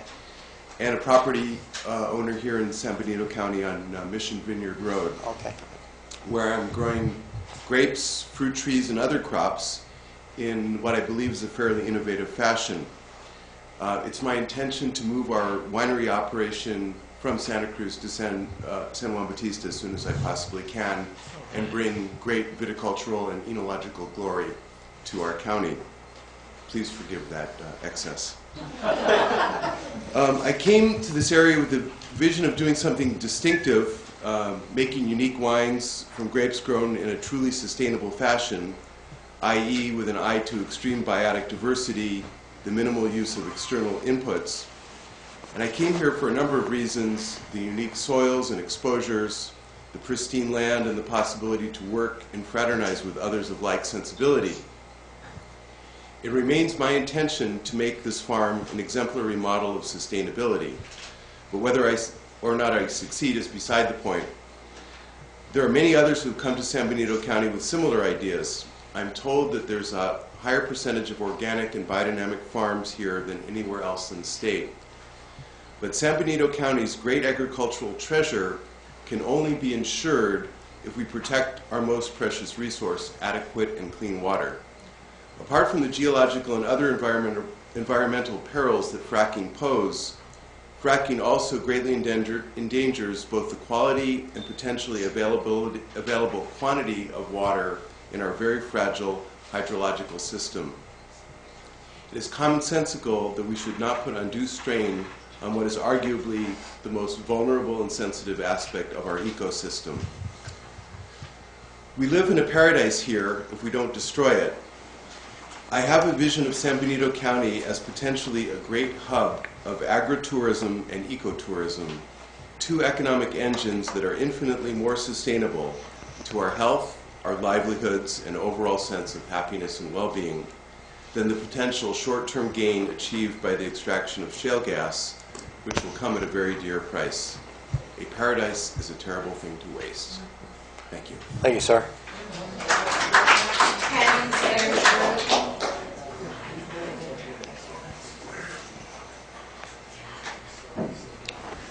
Good evening. I'm here as Can I, excuse me, can I get your, the city that you reside in the county? San Benito County, Indian Canyon, Okay. indigenous nation Thank of you. this territory. Thank you. I am here to bring a voice to the indigenous nations of this territory, and our dominant perspective is the mother. The earth is our mother. And with that, also, I wish I could speak straight to the President CEO to share with him that wonderful photo of that, what does it say, Indian well. Did he even consult with any indigenous people to find out how offensive that is? It would be like speaking to an individual of Jewish descent, calling it kike well. And it's very offensive that no one has spoken with the indigenous peoples of this territory about this issue, that we find out through a public forum like this about this. And I totally agree with everyone's voices who have already come up sharing that fracking, or not fracking, any type of extraction of oil is not very sustainable because, one, it's there for a reason. When we disturb it, it disturbs the earth, it disturbs the cycle, it disturbs everything around us. We are right by the fault line. We're going to pretty much suffer from this for just a little bit of oil. And yes, I am oil compliant. I am not an oil person, but I'm oil compliant because the resources and assets aren't available to me to not go that route. So I just wanted to share a piece of the indigenous voice. I'm concerned about this, and I'm not a fan of it. Thank you. Okay, thank you very much. Sally Grenada. I need to go after Larry. I have no idea who Larry is, but okay, Demetrio Grenada. I'm going to go ahead and yield to Andy. Well, no, I'm not going to yield. Okay. My name is Demetrio Pruneda. I'm from North Salinas. So North Salinas, I'm almost in this county. Okay. But I'm not from this county. No one has talked about our future generation, and this is what it's all about for me. The young lady that gave the presentation about health, she brought up a lot of health issues. Well, it is my opinion, based on the information that I have gathered about fracking, that fracking will only increase the damage to our environment. And to me, when we damage the environment, that's synonymous to damaging the health of the people that live in this environment. So I am very, very much concerned with our future generation. I gave 30 years of my life to the educational system in Salinas City Elementary School District. So the gentleman that spoke to us, he's very charming, and he's probably a very, very, very good person, but I don't think he really has all the facts about what fracking is. Thank you very much. Thank you, sir. Next. Mary Shaw Caron.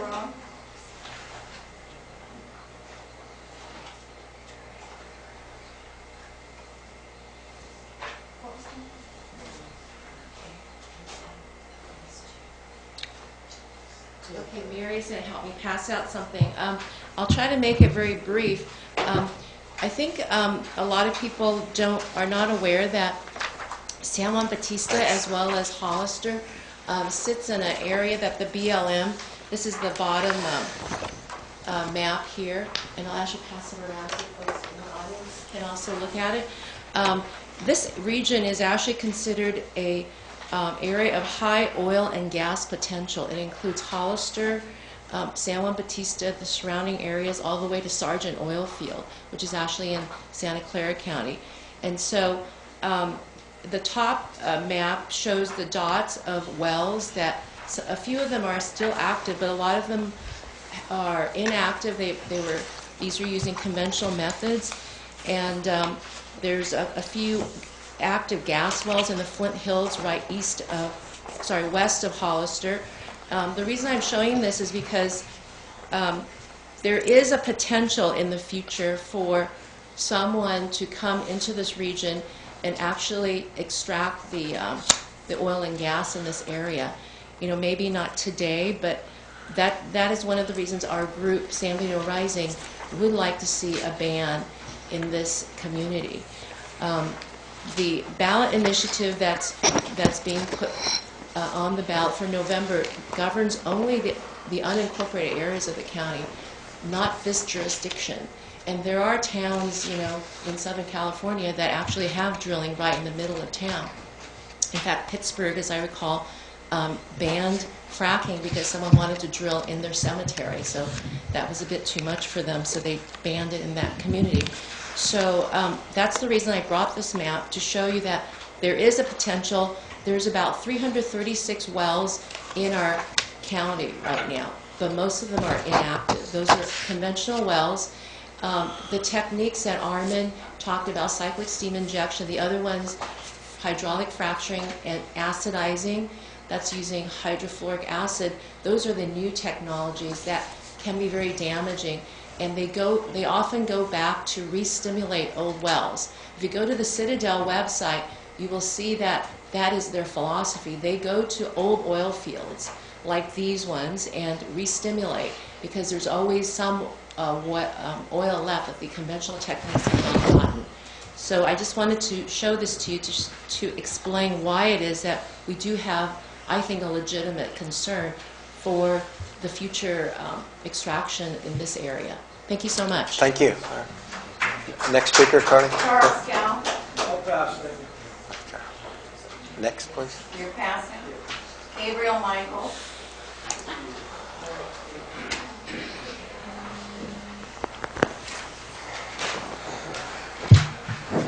Good evening, City Council. This is a poem I wrote on fracking. Hey, Gabriel, can I get your the city that you live in the county?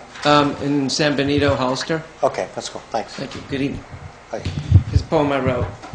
We must prepare for when things get hotter. Frackers use and abuse trillions of gallons of water. Poison to the river flow down below must never be so, for much life will go. Protect mothers and daughters from the slaughter of chemical water. For goodness sake, all awake. This is no place to cause the earth to shake. Let's not be dumbfounded blind to frack on a fault line, nor pimp Mother Earth like a whore. We don't need the wrath of her inner and outer core. If we stir up over 7,000 degrees of fiery hell, things won't be so well.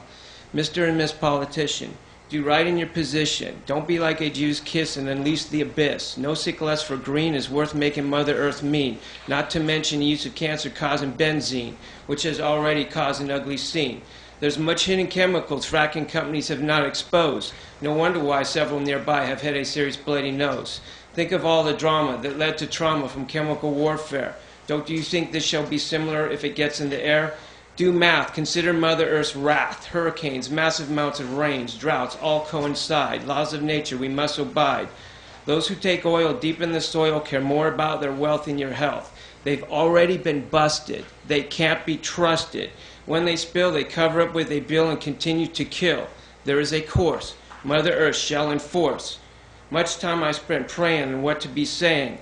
Honoring our Mother Earth is a must. After all, we all came from the dust. Don't be a disgrace, for there is no worse place for fracking than in California. Can't say it and warn you. Let's not make a catastrophic mess. May God bless.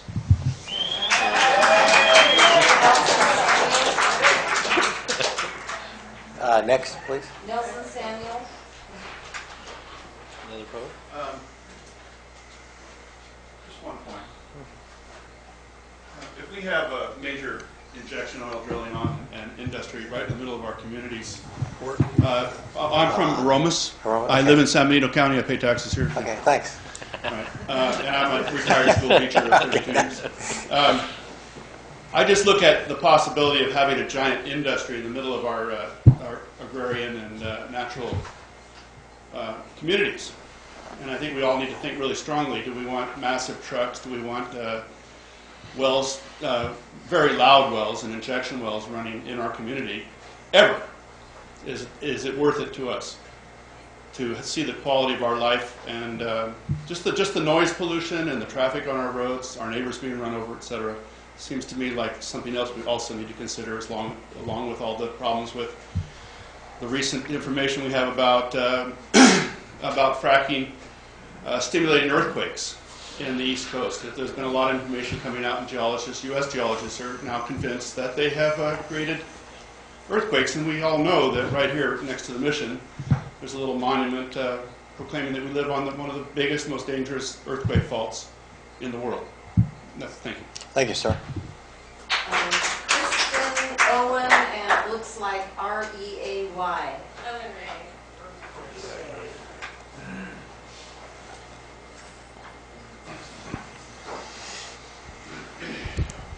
I'm going to keep it really quick. My name is Kristen Owen Ray, and I live just off 101 outside of town here. And I was a national champion debater in high school, so I take a little bit of issue with some of the arguments that, in college, with some of the arguments that the gentleman from Citadel brought up. I think that he's creating a straw man. First of all, our argument has never been that there should be no oil drilling in the world, although I think we would all like to see that world come to be. But stopping these techniques in our county isn't going to affect America's dependence on foreign oil in a global market. It isn't going to affect anything but the quality of life of the people who live near those injection wells.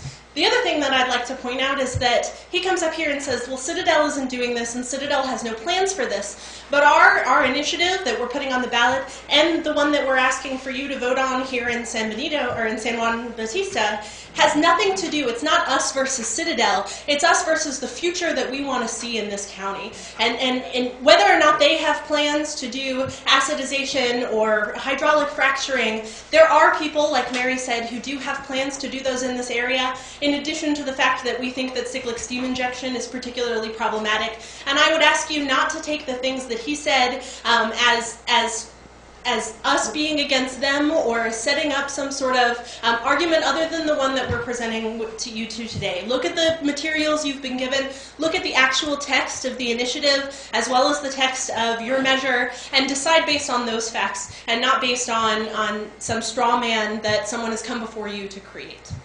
Thank you. Andrew Owen Ray. Hello, my name is Andrew Owen Ray. I live off of 101 with Kristen in Prunedale, above the same aquifer as San Juan Bautista. I am a student doctor. I work at Natividad Medical Center, taking care of people. I'm training to be a general practice physician, and I know that an important aspect of that is helping people make the healthy choices for their lives, and that includes protecting ourselves from environmental contaminants. There's so much data out there about the impacts of fracking, the chemicals that are allowed into water. They affect, they disrupt hormonal balance. They can cause cancer, and the air pollution that fracking creates has been shown to cause cancer, to contribute to asthma.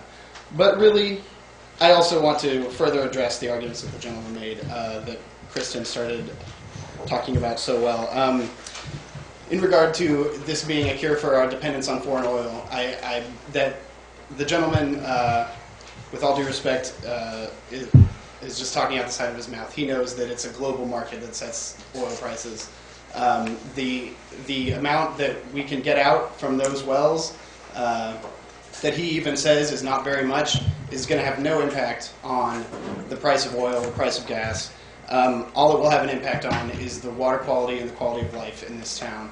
That includes the increased traffic of trucks going in and out. That's noise pollution. That's damage to our roads, as well as the air pollution that these put out. These wells have been shown to put out a huge amount of methane that is also a lung irritant. Again, he's only talking about doing cyclic steam injection, but there's nothing saying that in the future either his company or some other company wouldn't do fracking, and they're combining these methods is a very common practice. And finally, as the gentleman stated, there's not very much oil here, and even what there is, I don't believe this town or the county is going to be collecting any tax revenue off of it. There's basically nothing to gain for this county other than bringing in a lot of pollution and noise. There's no severance tax that for each barrel of oil you'd get some tax revenue to like fund this town and fund its schools. That's not a thing. So all you bring on yourself in this town by allowing that is destruction and really no positive gain. So I appreciate your time. Thank you. Thank you. Next. Larry Rebecki.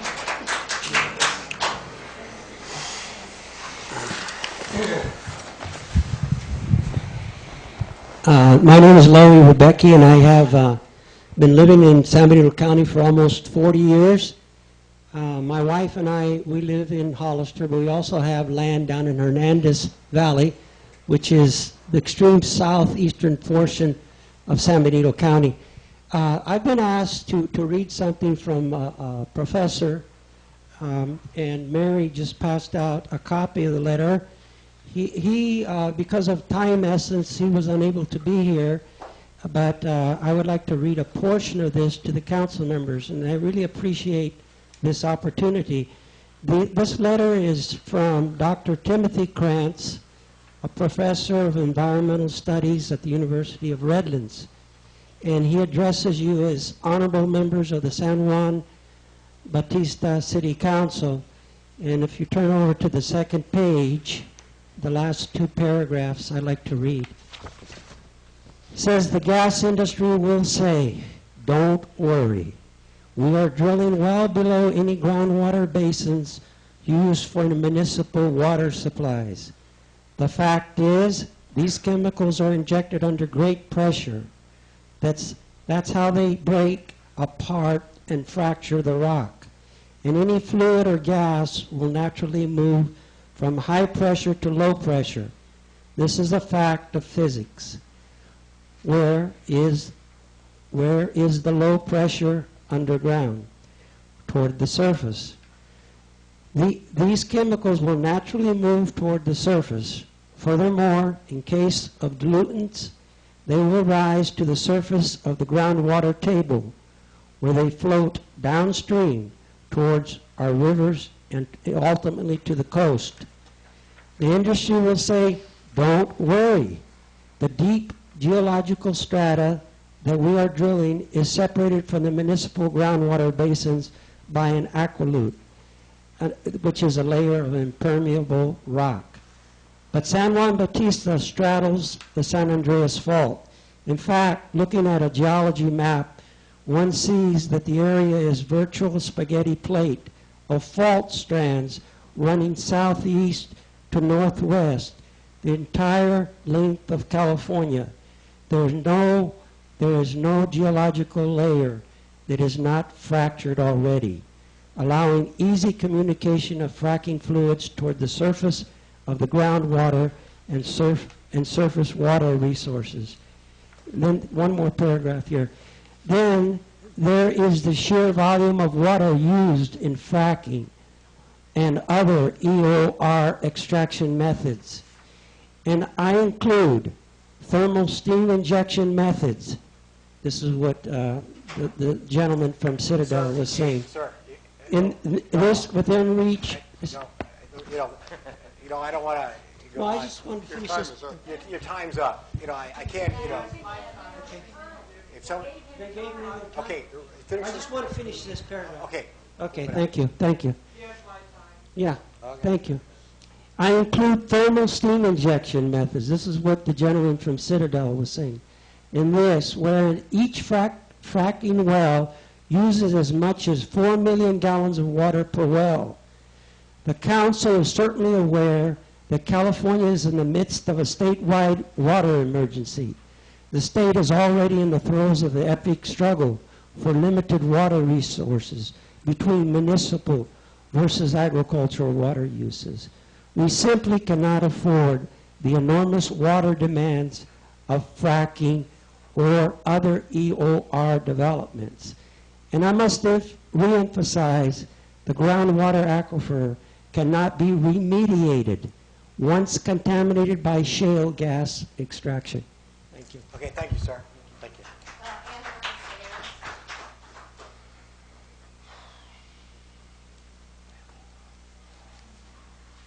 Anne-Marie Sayers.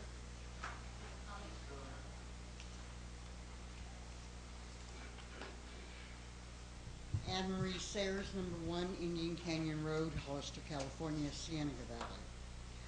I just have but a couple of things. I found it somewhat derogatory to see a picture of Indian well. Where is our sensitivity? We are human. I have literally thousands of college students, primarily from UCSC, from San Francisco State University, Stanford, and UCLA, that come up on a regular basis to Indian Canyon. The water is the blood of the earth. It's an absolute necessity. And when the students come up, I share that. In our language, Rama is water. But it's just not H2O. It's the movement of the water. It's the sound of the water. It's the creek that contains the water. They're one and inseparable. And we are all related. With the students that do come up, I like sharing with them that soon they will be in positions, just like you are here right now, in making policy and determining what's going to transpire. So what I'd like to share with them is that before you make a decision, what you must ask yourself is, how will this affect 7 generations in the future? Not just today, not just right now, but 7 generations in the future. No son in breath, so it is in spirit. Thank you.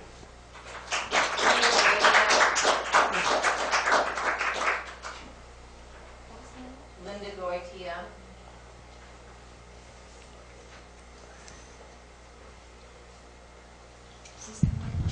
As she said, Linda Goitia, Santa Clara County and 30-year lover of the Pajaro Valley. And yes, I stand here before you a hypocrite in my petroleum-based clothing. It's not an either-or. It's about finding balance. It's about finding a better path. We're better than that. San Jose Mercury News, March 30th, headline, 3 pages, full pages, digging deep, running dry. Unusual investigative journalism. We haven't seen much of it lately. I'm going to read to you the salient sentence. The rate of water loss over the past 2 years is the largest since the University of California started using NASA satellites to measure underground water reserves in 2003. Our reserves are shrinking by 800 billion gallons a year, enough to support every resident of California with water for 7 months. Since I've been an adult, water's been a hot-button issue in this state. Its use, its allocation, its quality. Anybody who's ever paid a water bill in Pacific Grove knows that its preciousness and its price dictates conservation. We do not have in SB4, I don't believe, I'd love it if somebody could show it to me, a clear delineation of what these companies have to tell us about the true nature of the chemicals added to the water that they inject into the earth. I don't believe they are required to do that. If somebody can show me that they are under SB4, I'd really like to see it. We are in a position of allowing companies to drill deep, to bring up water, to contaminate, to use for this process, and then to put into injection wells and largely take out of the water cycle permanently. He alluded to some recovery of water, but it was rather vague. I would like to hear a whole lot more about that. I've not seen or heard much about that. We don't have to reinvent our knowledge of what happens when we open the door to fracking. Citadel may not be at the moment fracking, but it's the beginning of what could be a wave in this area. We've already seen what's happened in parts of Pennsylvania, up in New York State, Poland, Kern County, and I urge this board to contact officials of communities in Kern County officials, and find out what the health problems are that they are experiencing and the degradation of their environment that they are so concerned about at the moment, because they did open that door. What's sad for me and hard for me is that I like people. It's very hard for me to get angry at somebody, almost impossible for me to stay angry with somebody.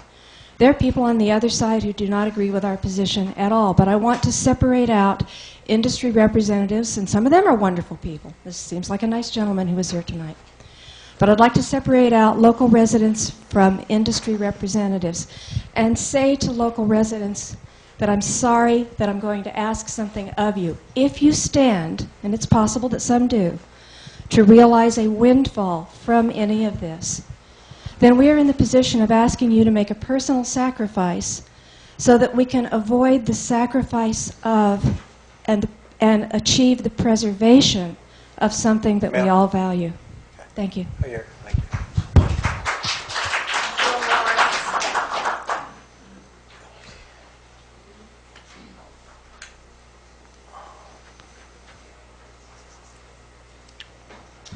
Good evening. My name is Joe Morris. I live on Mission Vineyard Road, and I'm a cattle rancher in the county. There's lots of people here who have a lot of certitude about this issue. I don't happen to be one of them. I'm an open-minded person, and I think that there's lots to learn. I'm sure if we sat down with Armand from Citadel, we would all be smarter after that meeting. We may not agree, and we may not have the same basis for his optimism about the use of oil. But what I know is I'm a rancher, and we have, and all of these decisions are made in a context. And the context actually was really well articulated tonight because it has to do with healthy communities, which you had a presentation on, and it has to do with water awareness. And I am very water aware, being a rancher. We received 7.15 inches of rain this year, which is not very much. And I was standing on our ranch one time alongside a road, and the water ran off the road once this year, and it ran down into a squirrel hole, and it came up about 30 feet down the hill and over to the right, and that surprised me because I can't see beneath the soil surface. And there's an awful lot when you get further, deeper and deeper into the soil surface that we don't know. But we do know that San Juan is in a seismologically very precarious situation. And there's a lot of risk involved in the use of chemicals in this kind of a system. They move, as has been well described. And we also know that we do have a context for our decisions. That's healthy communities. We do need water. We may or may not use oil forever. Lots of human beings have never used oil in their lives. That may be the case again. It probably wouldn't be a bad thing. Right now we use oil.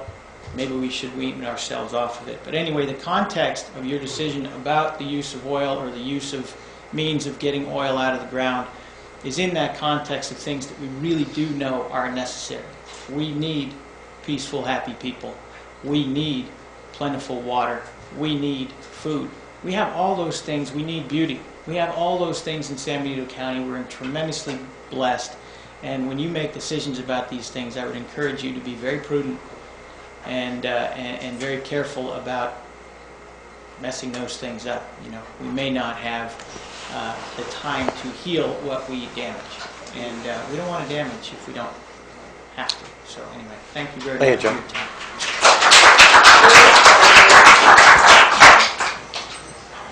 Luis Valdez.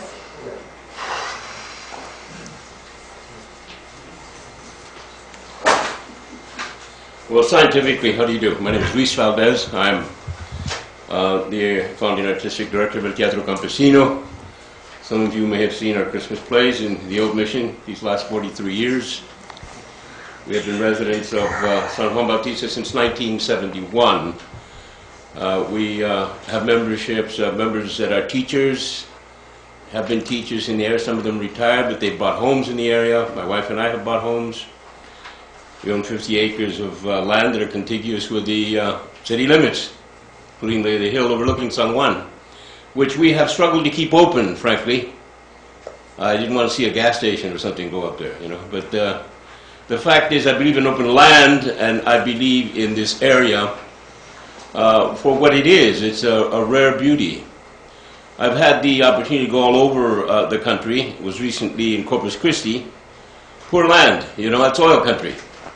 But you can barely breathe the air, even though there are resorts on the coast.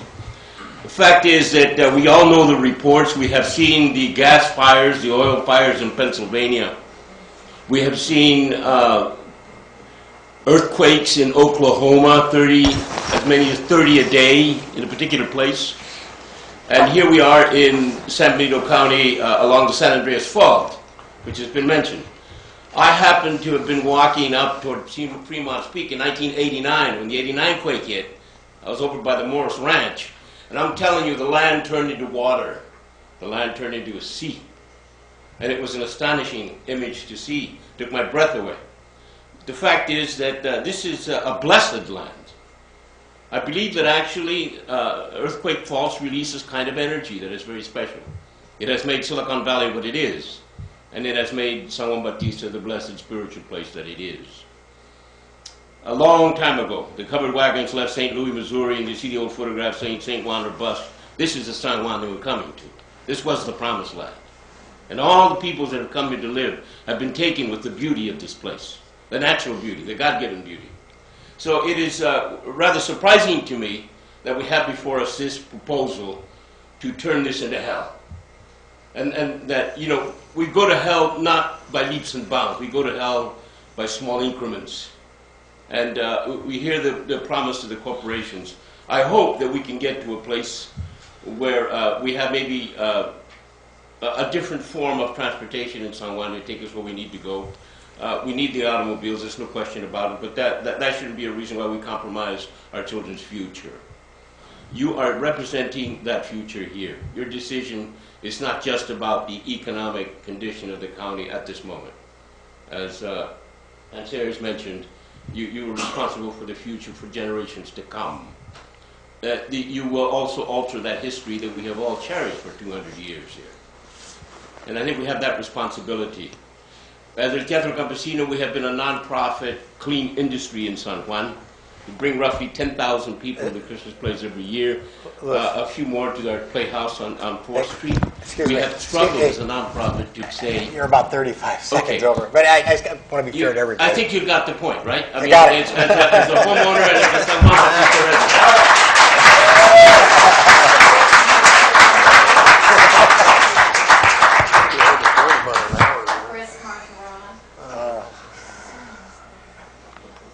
We're getting there.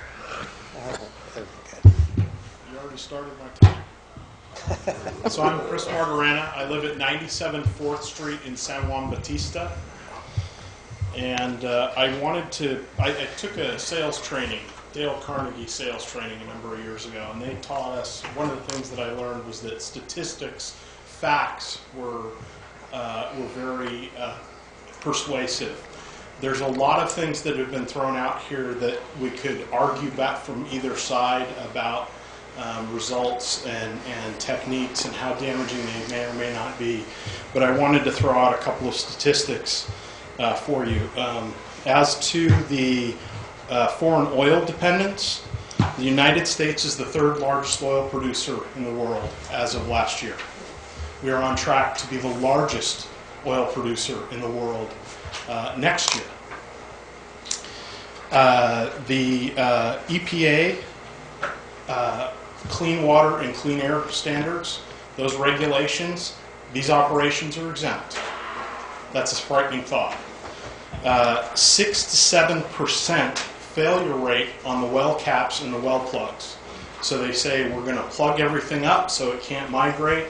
6 to 7% statistically of those plugs fail on oil wells.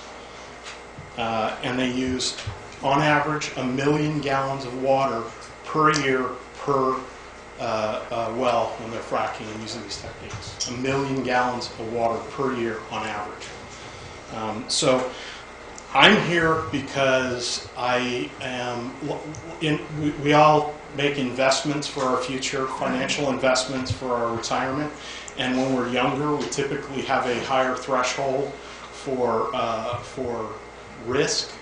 My threshold for risk on the water supply in this town, in this county, is extremely low. I would say 0. And it has just not been shown to be safe. There are too many indications that this is not safe for our water supply, and for no other reason we should not be allowing this anywhere near where we live. Thank you. The last one, this is Sally Cruneda, who says, after Larry. Well, I think She already donated her time? Yeah. I'll make it quick. Okay. Yeah. The gist of the issue is that the county, the issue of fracking in the county is going to be handled probably in the November election. It's clear that that's going to qualify. We have way more than enough. The issue, though, is it doesn't cover San Juan Bautista or Hollister. And your situation is pretty unique. You got 3 wells, 2 aren't operating. Any kind of petroleum operation, I think, puts it at serious risk. I hope you'll move forward in the next meeting. We worked with Roger and others to try to develop a document that would rule out those kinds of the oil and gas activities in this city and its sphere of influence. I don't think you can afford to risk that 1 well that you've got, otherwise the city's shot. And the initiative for the county doesn't cover you, so you're going to have to cover yourself. Thank you. Hey, I have a question. I think in a prior conversation, so basically, it's going to be on the county, but the city, it all has to be separate, correct? Hollister, San Juan, and the county. Yeah, 3 separate entities. We're going to go tell Hollister exactly the same thing, that they're not going to be protected by the county ordinance. That somebody, wait, just for one follow-up. Somebody literally, if the county banned fracking, they could come into the middle, if you did nothing else, they could come into the middle of the city, sink down a well, go laterally out into the county, and frack, out there, and then do the above-ground operations in the middle of your city, because you hadn't ruled out these operations in your city. So. Okay. I have no. Any other questions? Is there anybody out in the public who would like to address the council before I bring it back, and I'm going to close it? This is a presentation. We cannot take action. We have a lot of reading material, but is there anybody else who would like to come up? Quick question for the lawyer. Do you have any feeling on whether a resolution or an ordinance is better if we draft something? An ordinance. An ordinance. If you and that's even if you intend to make it have the force of law. And that's even if Matt has mentioned that we're going to have something in the general plan saying we discourage it or something to that effect. But even with that, we would need an ordinance if we want to prohibit. Thank you. I was reading the resolution from the Aromas Water District, and I know that there's people on there that are pretty anti-fracking, but something like that, I don't know if anybody out there has seen that resolution that they had passed. I think it was brought to us. I actually called Vicki, I think it was Morris, and had her email it over, and it basically, it was pretty simple, but it had to do with protecting our water supply. If there's any, issues with possibilities of a well being contaminated, and I know that there's, they had initiated something a while back, but just getting off the thing here, you guys are aware of our water situation. I wish I had you on board with our nitrate problems. I mean, we know where that comes from, and 2 of our 3 wells have nitrate problems. Well, that's the probably the ag industry, but it's an issue. But anyhow, I thank you for all the reading material. No, seriously, I want to contact Alejo, and I believe Stone is Mark Stone, right, out of Santa Cruz. The other Arthur used to be the county supervisor. No, I want to do some follow-up. I have some questions to Louis, and we can bring it back to a later date and roll with it. But again, I want to appreciate you guys were very generous, and let the gentleman speak from Citadel. That was very good. I have no. Unless the council has any other comments, that's it. For tonight. Thank you very much. Thank you. Yeah, I was going to. I'm going to call for a 5-minute break. You know, Rick, I was thinking about that.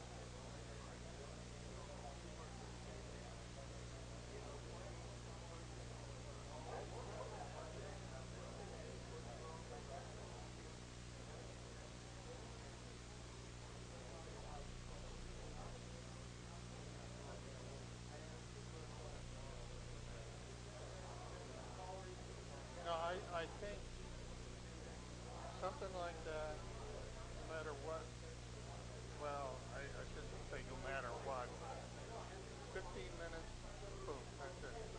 Okay, I don't care if you got through all your,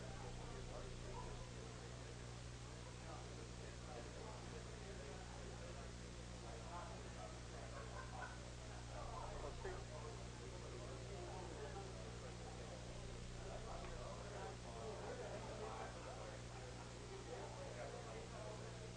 well, we have to take a cut in pay, Rick.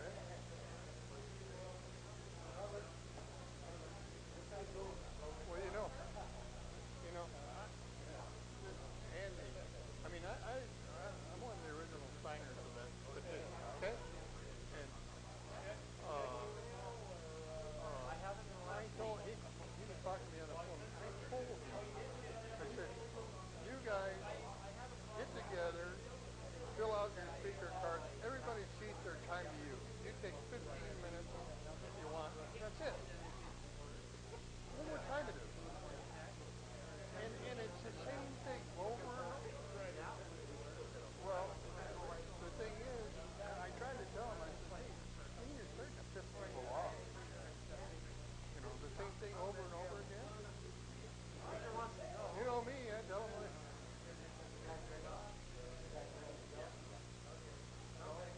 let's go, Jolie. Back to order. Back to order. Your excuse.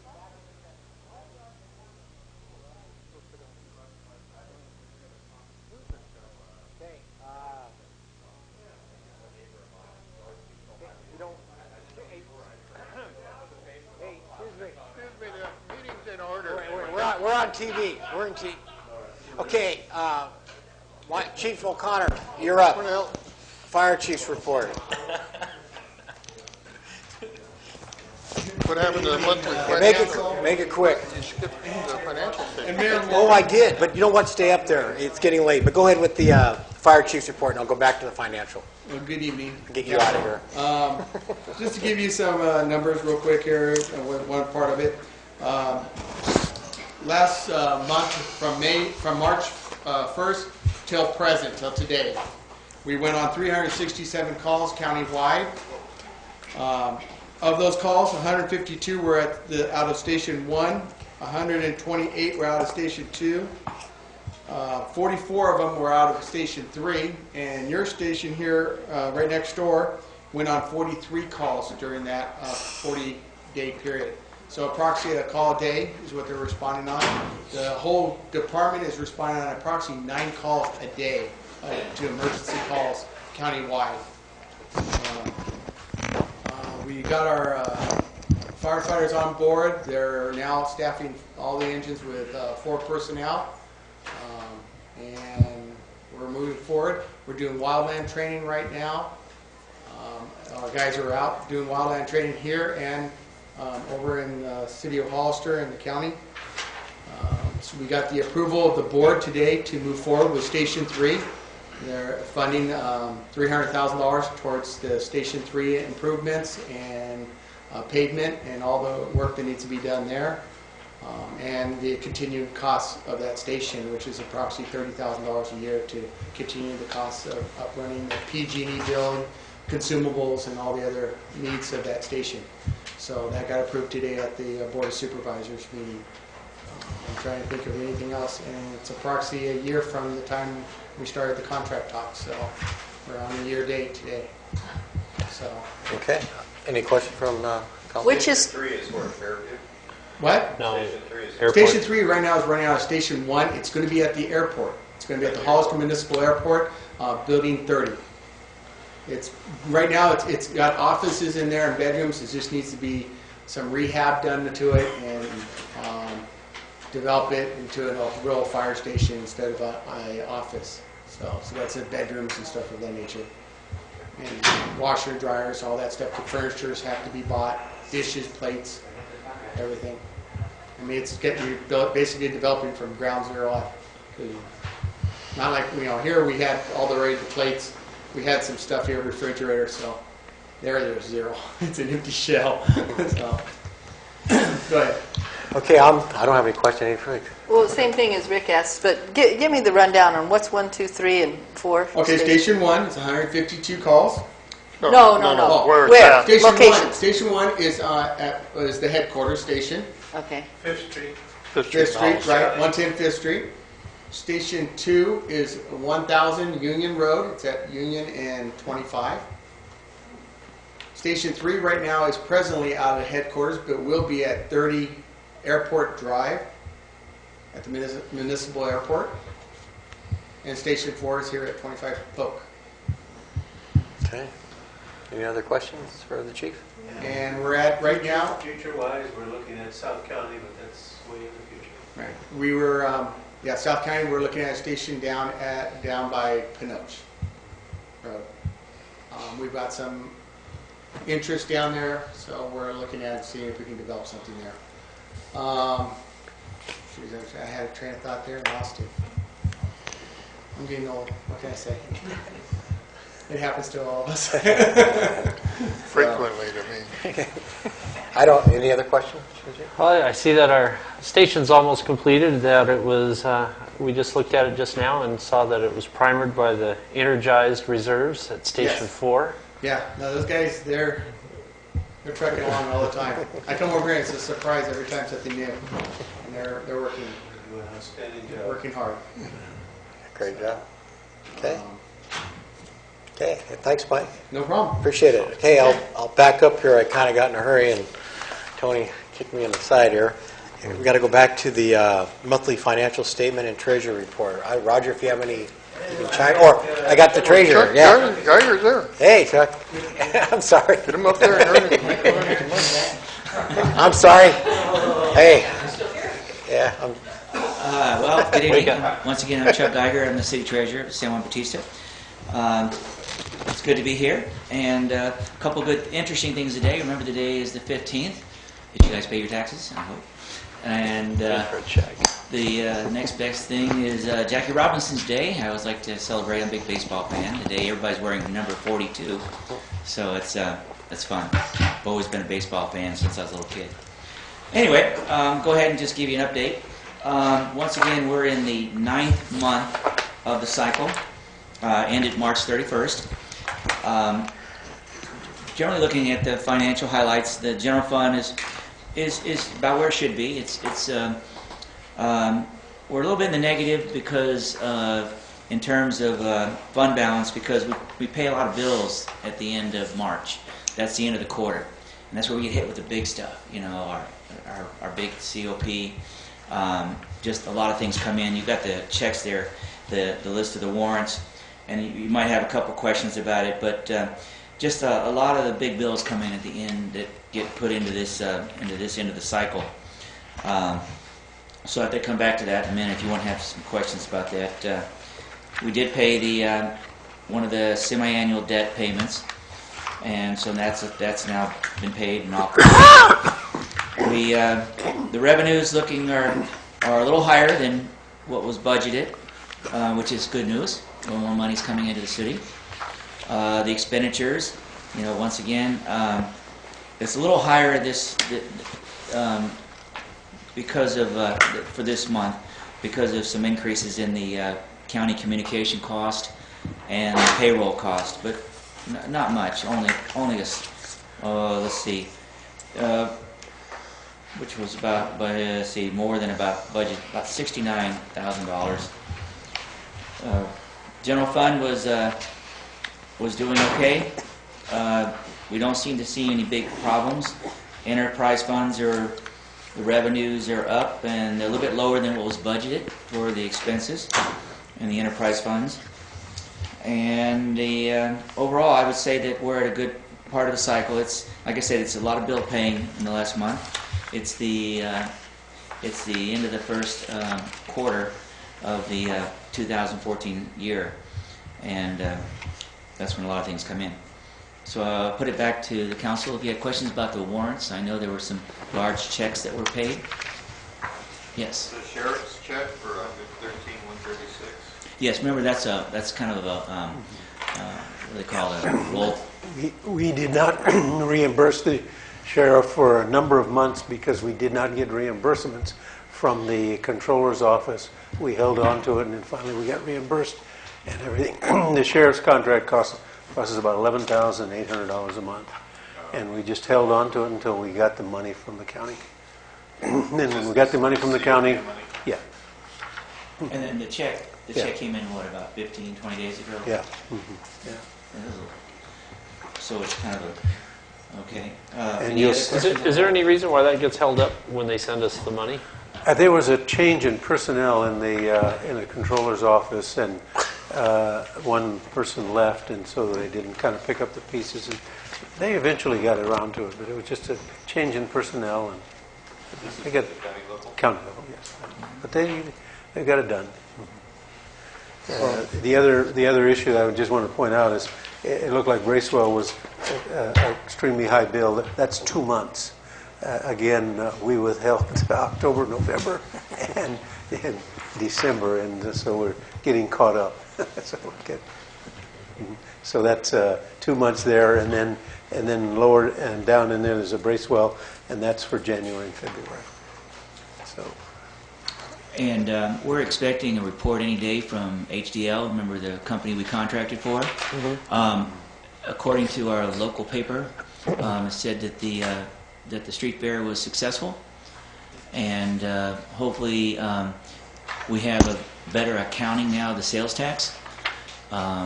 Roger had a meeting with the organizer, make sure that more things were in place, so we make sure that we get the sales tax. And what we're waiting for now is, since we have finished the first quarter, for HDL to give us a spreadsheet on what the sales tax looks like. I'm just thinking, I'm not sure if that will get into this quarter or come into the next quarter. It depends on how it's all booked into the computers, which takes some time. But I just want to let you know that's what's going on with HDL service. The enterprise funds were lower by $35,000.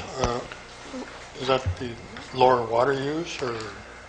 Let's see. The enterprise funds revenues were which was lower than budgeted by $35,000. Yeah. It's primarily, yes. It's the fact that we've been encouraging water conservation for the last 4 months almost, and so we're finding, particularly in the residential area, that people are starting to reduce their water consumption, and that has a direct effect on our revenues. It's a double-edged sword of water conservation. Good in one way and bad in another. Yeah, that's the problem. You want people to pay their money, but you're not going to use the water. But again, in your last year's budget, we always hedge. The fact is that we budget very conservatively, and I think we had a $123,000 cushion of revenues versus expenditures, and so it's a little bit lower, but we're still positive. So. And you'll see that in tonight's budget, the same philosophy. Let's see, just going down the list of larger bills. McLean Electric, is that the one that? McLean Electric is that's the wastewater treatment plant. Yeah, that's what I thought. They're the ones that are specialists. They specialize in the controls and the modulars that run all the pumps. And I've had a couple other electricians in there, and McLean seems to know the system and use them. Roger, did they do some upgrades? Didn't they do some upgrades in the last few months? Yeah, we've been upgrading some of the pumps there so that we're getting ready to use the reclaimed water, to pump it through the distribution system, and that's why we've gone through those new modulars to make sure that they're automatic. And then applied survey research. Okay. That's the grant. Oh. Okay. Yeah. Oh yeah. That's a pass-through. And is that also true of the $8,000 to San Benito County Sheriff? Okay. And I knew the probation was. And Community Solutions on the first page. Okay. Yeah, Community Solutions also. Yeah. So all 4 of those fairly large bills are we about through that grant? It's finished, and we're winding it down, and That was the last disbursement. We will not be dispersing or getting any money back. Oh, Okay. And Hinderleiter, De Lamas and Associates. That's HDL. That's the Oh, HDL okay. for our Right sales here. tax consultant that gives us the guidance. HDL I recognize. I didn't recognize their full name. we pay it quarterly, so this is the first installment. Okay. Which I think, hopefully at the next council meeting, we'll be able to show you some good numbers on that. Returns? Your returns. The word's out that we're watching the sales tax. So that's all I'd say. Any other questions from council? No, I'm good with the report. Okay. That's good. Okay. Thanks, John. All right. Appreciate Thank you, it. guys. And moving on to the library report. Any questions there? Always good. Pretty simple. Oh, excuse me, Mayor. Yeah, go on. Make a comment. Right in. I know later on you're going to be looking at the budget later on in the meeting. I just wanted to comment about my budget just for a moment, and just to put it on the Sure, record. go ahead, right When you're looking at the city treasurer's budget, just keep in mind it all rolls back into the city. It shows a stipend, but it rolls back into training and stuff. It's not being delivered to me. Okay. I just want to say that to you. 'Cause I enjoy doing this job, and I enjoy doing it free. Thanks, Chuck. Thanks. Just a quick one on the library fines. It looks like the money from fines is up. Is that a good thing or a bad thing? Those are being turned in. But yeah.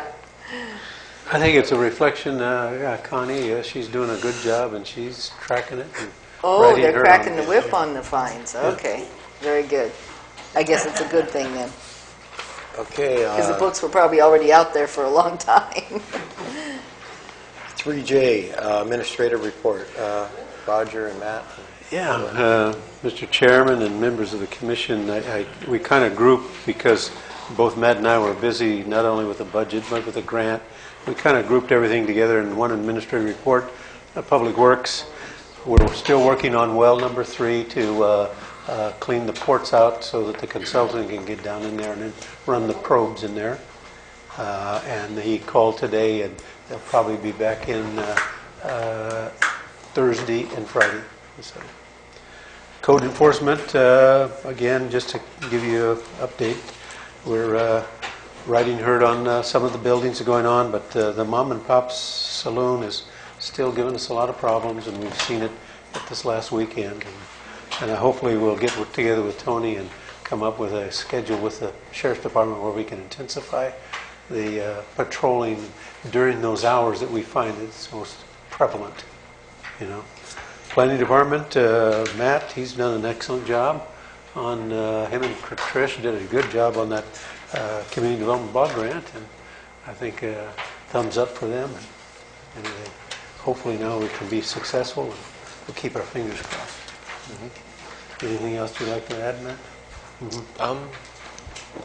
No, I guess, that took kind of a lot of our attention as well. Like in the staff report, it's noted that the appeal with the ARCO station has also been taking a lot of staff's time as far as going through the different documents that we've been receiving. I also wanted to mention that the general plan update's going well right now. We have the document, it's out for public review, and there's a copy at the library as well as here. It can be found online at www.sjbgeneralplan.weebly. That's WEEBLY.com.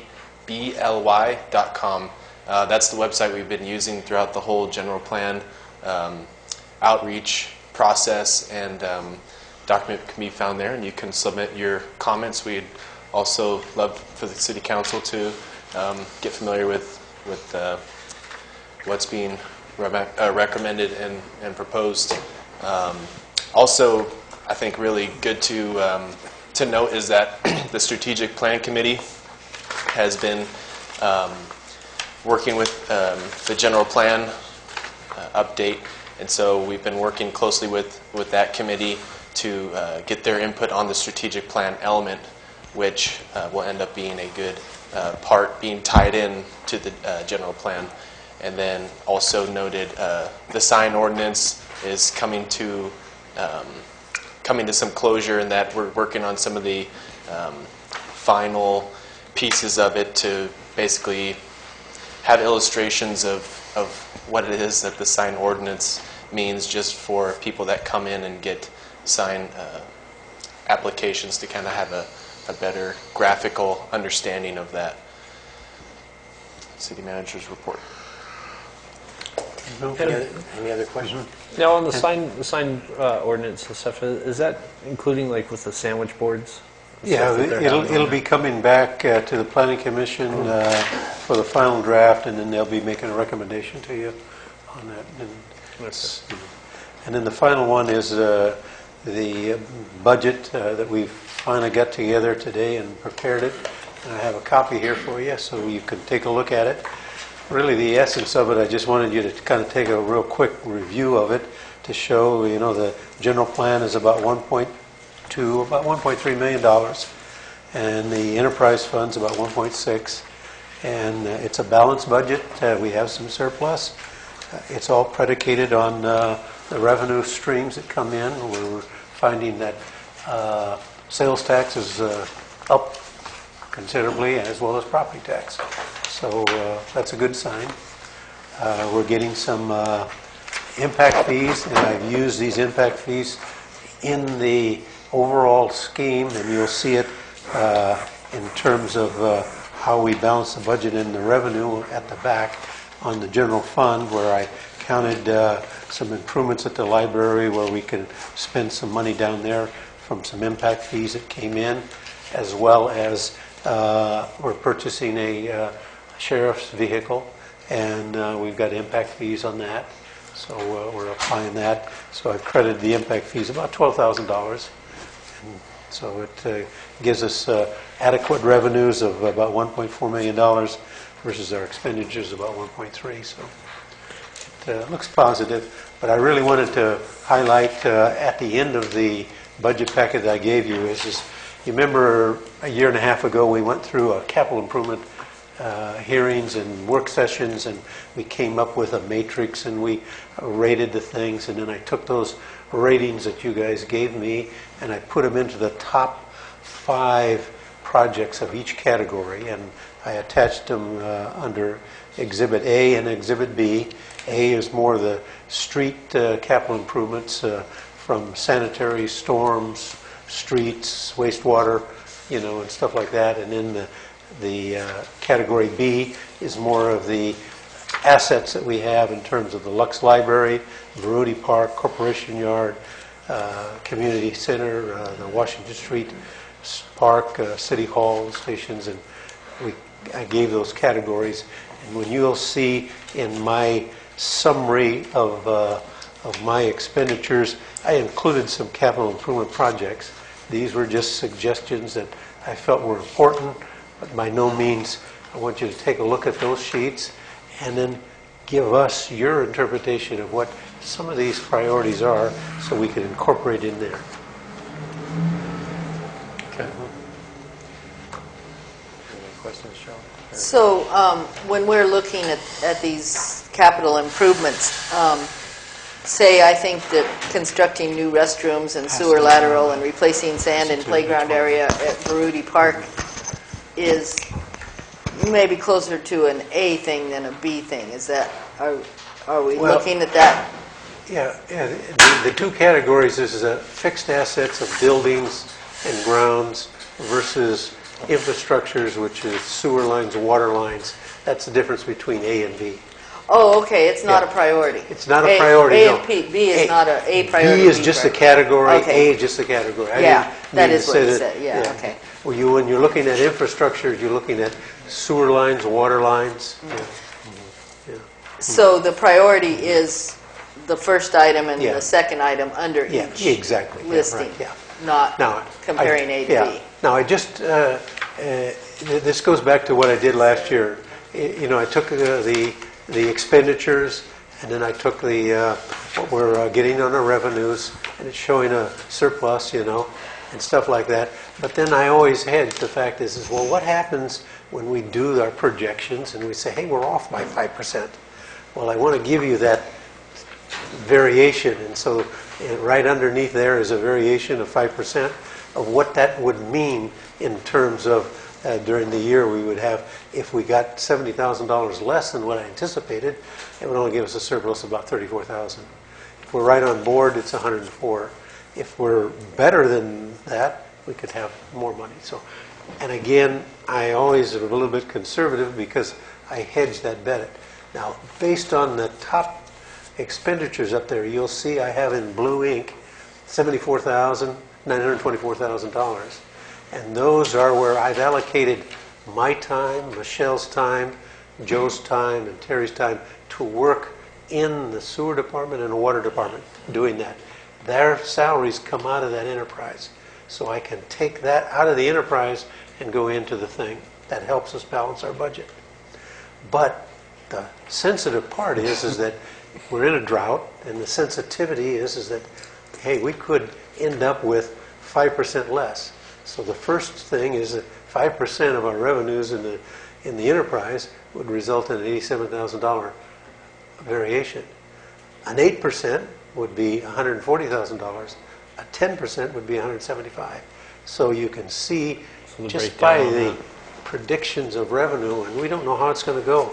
If everybody stopped using water, we would be really hard pressed.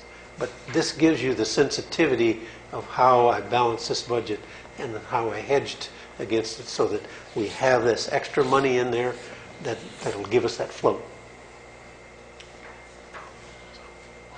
Good job. Mm-hmm. Okay. So on this meeting schedule on May 1st, you want us to have looked at and digested this as well as possible. It's not a matter of setting priorities. The priorities were set when we went over it last year. Yeah, in the first meeting, you're going to give me your input of how you'd like, and then we can crank through that, and the capital improvement programs and stuff like that, how you want to invest back into your community. Okay. Mm-hmm. Now, by no means is the schedule that I gave you there is cast in stone. It's really your availability and how you want to proceed with it.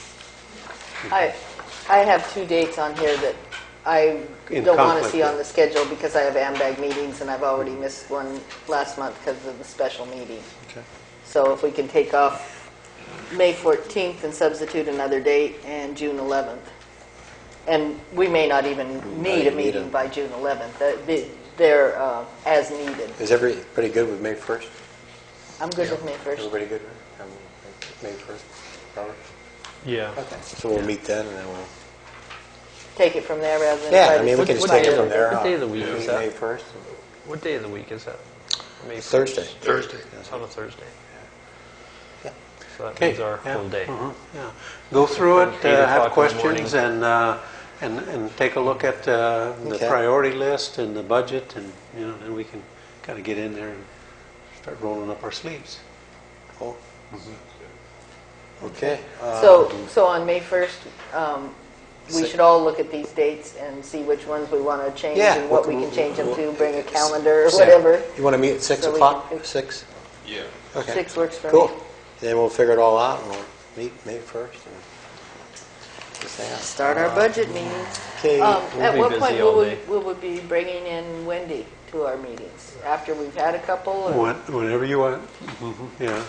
Her time is precious. I know. And when we get down, probably when we really get down into the revenues, that's the more important. It's not so much the expenditures, but it's the revenues that we predict. And I've met with her 4 or 5 times. And we've massaged it. And try to be realistic but yet conservative. And will Chuck Geiger be involved in that? Yes. Mm-hmm. So he's got a copy of this also? He will be getting one, yes. Okay. Item K, public meetings and committee reports. All right, At LASCO meeting, nothing really that directly relates to San Juan. We adopted our budget. It's going to be lower than last year's. I forget by how much. So that'll reduce our contribution. But I think our contribution is almost something like 3% of the total. Okay. Fire meeting, pretty much what we heard from Chief O'Connor. He gave a station update for Station 3, and they were going to go to the county supervisors, which they did today, and got the approved budget for put that station together. CAL FIRE still reported that they did not lift fire season. It's gone 365. Went all through the year. We were pretty heavy in vegetation fire through the month of January. Through that, other meetings, intergovernment. Everybody pretty much reported. The one that I really liked about is it's a project that's to take 100,000 people off the streets for a project to put them in permanent housing. Not like a temporary housing, but actually a permanent housing that California is doing. And everybody who wants to can get involved, and this is funded through the state, where they're going to take 100,000 people that are homeless on the street, and they're going to put them in permanent housing.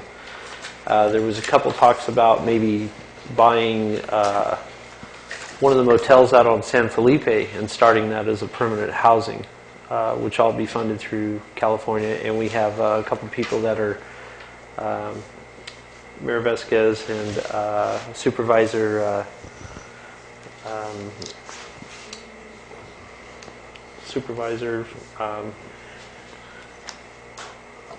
Margie. Margie. Sorry, Mario. Sorry, Margie, if you're watching. Okay, got it in just a moment. Yeah, it is. And they're ahead of that project, so they're gonna. They've been doing some meetings, and they're gonna come back and report. And I should have that meeting on May 1st.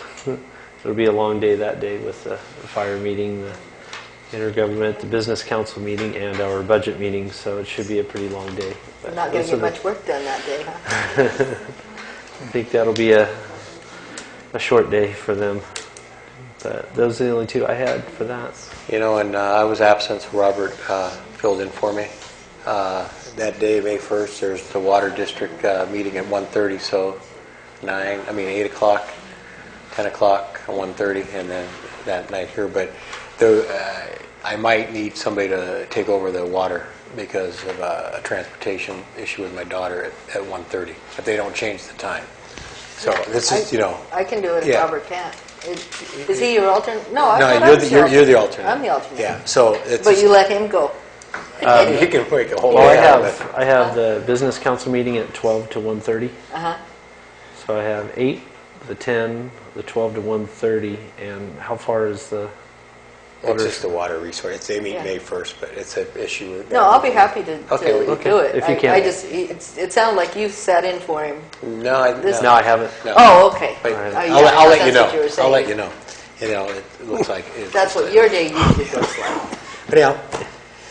Okay, thanks. And Tony, Todd, or Okay, I don't know if I reported this before or not, but at last COG meeting, I questioned Caltrans about speed limits out here on 156 within the city limits, and I basically might have made an enemy because I just told him I couldn't find any place where 4-lane highway had to be 65 miles an hour, and pointed out Placerville and a few other places. But unfortunately, the chairman cut me off. I don't know if I'm going to get an answer Thursday or not. If it doesn't have anything to do with, I don't know. And then, the other thing, would you tell Bob that we're having a difficult time establishing a sphere of influence for the cemetery?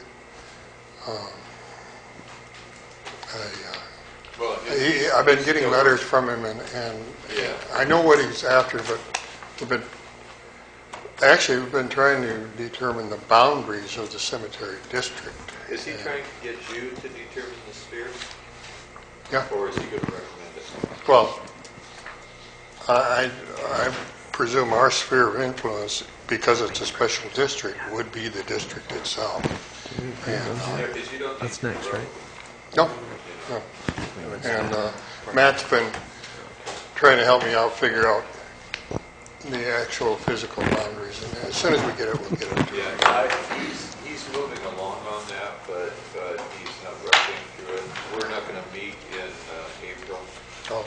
So next meeting is May. It's kind of been every other month. When Del Laveroni developed that thing back in, what, 54 was it, or 53, the information was submitted to the county. Unfortunately, their records, they store it, and I've had problems even when I was city manager of Hollister tracking old annexations, and they didn't have any. And it was very difficult. Well, when it was originally established, it was the Supervisor District 2, but that has changed. See, but the district, the cemetery district never changed. We only go as far as Union Road, and we go up partway into the canyon. But the part we're having trouble with, or Matt's trying to figure out for me, is how far over into Aromas we go. So, but I just, if you think about it, just tell them I'm working on it. The old District 2 went all the way into Carpinteria. I was Supervisor Archibald. Yeah. Wow. District 2, took all the way into Aromas. Hey, Joanne. Like I said, I did not make the AMBAG meeting to do the special meeting to update the housing element and approve the Community Development Block Grant, which we took care of, and thank you very much for your hard work on that. And Neighborhood Watch, we're still working on ways Neighborhood Watch can work with the Sheriff's Office to improve enforcement and public notification of suspicious activity. So not too much going on there right now. We have another meeting on Monday, the second Monday falls on next Monday, right? Oh no, the third Monday falls on next Monday instead of this Monday like it normally does. So we have one on Monday at 6 o'clock. If anybody wants to join us for our Neighborhood Watch meeting. And I'm sorry, what? I just said the 21st. Yeah, 21st. Oh, thank you, the date. Is that it, John? Is that it? Yeah. Okay. I guess that's for public meetings and informational reports. Item 4, consent items. We need approval for A, B, C, and D. E and F were approved earlier. Have a second? I'll second. Any discussion on that? Report. I want to. That would be the minutes as amended. Okay. Yeah, minutes as amended. Okay. Minutes as amended, and I have some questions on D. I want to pull D. Okay, you want to pull D? Okay, so okay, I have a. Did you second? Yeah, I did. I second. Okay, so I need a roll call vote, I guess, from this A, B, C, and D. I mean A, B, and C. D's been pulled. Councilmember Lund, Aye. Councilmember Edge, Aye. Councilmember Bach, Aye. Councilmember Cosio. Aye. Councilmember Moore. Aye. All members of the council being present, the motion as stated by the name passes unanimously. Okay. Go ahead, Joe. Okay, could you all turn to the map page of the application? Because I seem to be the one wanting to pull these things and figure out a better way to use our city and allow these events to go on. And, I'm a car show person, so I like car shows. But at the same time, I know the problems when you block off halfway on Washington Street in both directions because there's nowhere to turn around. And cars come down and they're stuck and it creates an issue. So would you say close off the whole street? I don't know if it's better to close off the whole street or to leave it open and allow cars to go through on Washington and people just have to be careful crossing the street on 3rd. I don't know. I'm just questioning. They could go on 4th and 2nd. You can't have civilians driving When through we have a there. show downtown, we need to keep, if we let them cross there, they're going to end up driving down in the middle of the rows of cars. Yeah. Well, yeah, and I only say it might work because it's a car show, not a vendor show.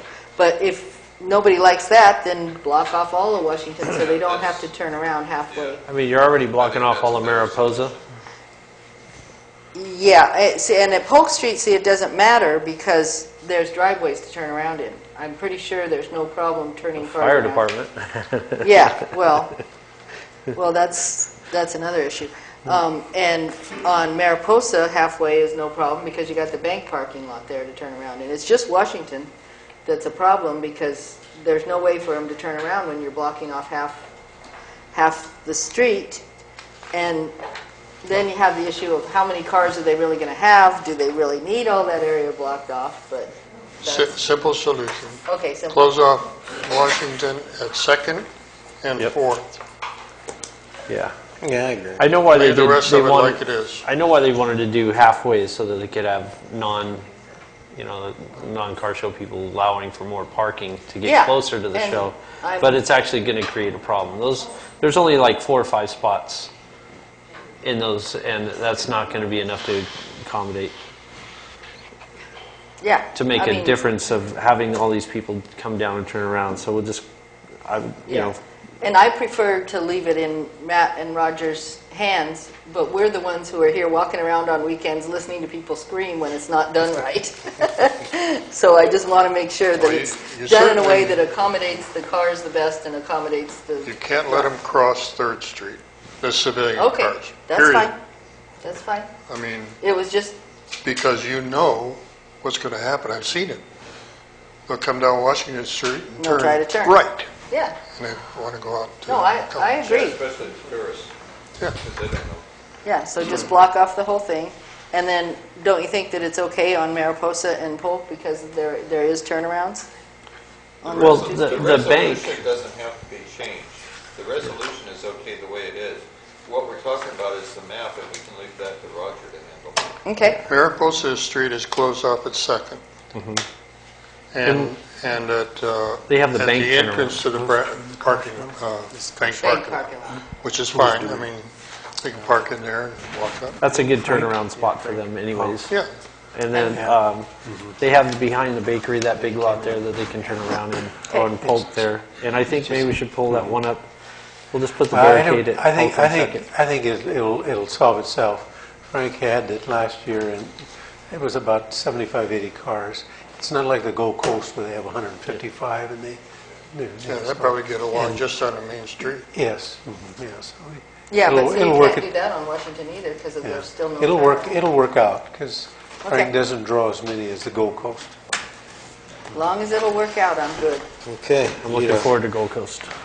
Need a motion and a second. Move to approve Second? Okay. Do I need a resolution number on that thing? 2014-11. Okay, roll call vote. I thought I was running out of... Councilmember Lund, Aye. Councilmember Edge, the. Aye. Councilmember Bob, Aye. Councilmember Moore, Aye. Councilmember Cosio. Aye. All members of the council being present, the motion as stated by the maker passes unanimously. Okay, 5A, permission to purchase a forklift. Roger? Well, I just wanted to bring your attention, we've been using this forklift for the last 10 months while we did the construction of the fire station, and then we've had it down to Corporation Yard. And it's been very effective for us using it. And Dave called me and he says, you either want to buy it or I'll take it back, And so I says, well, work me up a cost on it. And then I checked with what a new one is, about $30,000, and a used one runs about 13 and everything. And it was the right price. And so I says, well, give me a bill and I'll bring it to the council, and see what you guys say. I didn't plan on purchasing it in on the budget, and so I crafted around. There was 2 accounts here that I carried over the next year's budget, and that's a water project and a sewer account there. and it still has enough money in there to initiate the plans and specifications for it. The opportunity for us to pick it up. It's well needed and everything. Where I think I'm going to need it most is when I start doing the foundation for the pellet plant and start to move that equipment. Okay. As an aside, the guy next door to me rebuilds forklifts and sells them. And when I told him we were going to get it for around 6 or 7, he said, "Does it run?" Yeah, it's well, they're worth their weight in scrap.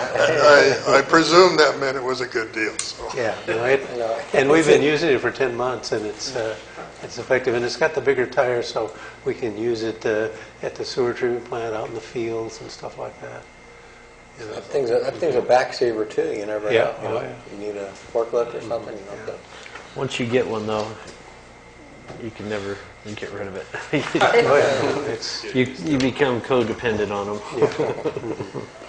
Did the guys do any special safety training on that thing, or some of them have familiarity with it from other jobs? Or? Yeah, no, all three of them are very familiar with it. Yeah. In fact, I push them to make sure that they're familiar with the equipment that we get, so that they're competent, you know. And Trish, she encourages us to have safety meetings to keep our workman comp. We've been doing good this year on our workman comp claim. Hopefully we can get a lower premium by doing the performance. Good. Okay. And the resolution, we just need a resolution Just number? need a motion and a second. Well, we have a resolution. No, we don't. Well, it just need a permission. It's a resolution authorizing the purchase of it. It exceeds the $5,000, but it also that we didn't go out to competitive bids, and so it really features that the city received information and verbal testimony to date that the use of this thing has proven satisfactory to our specifications, and the forklift meets the city specifications and immediately available for cost savings and procurement, and the city manager is authorized to direct a purchase of the above described forklift in the amount of $69.87 and engage it without gauging in competitive procurements and free of provisions of section 2.806 of the municipal code. I'm assuming that you or George caught that it ought to have a resolution, and so Yes. that was handed out. Yes. Yeah, Yeah. that's why we, Bob. Yeah. Bob. it is a slight departure from the municipal code in the sense we're not. Yeah. Okay. I have a number? motion and 2014-12. Yeah, I was just waiting for a number. I'll motion to approve. Okay, a second. Second. Okay, roll call vote. Councilmember Cosio? Aye. Councilmember Bach? Aye. Councilmember Edge? Aye. Councilmember Lund? Aye. Councilmember Moore? Aye. All members of the council being present, the motion as stated by the maker passes unanimously. Okay, 5B, consider resolution 2014 supporting efforts to reform Proposition 13, Councilmember Edge.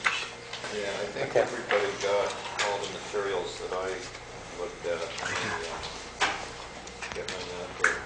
The most telling thing was the graph. I think it's in here.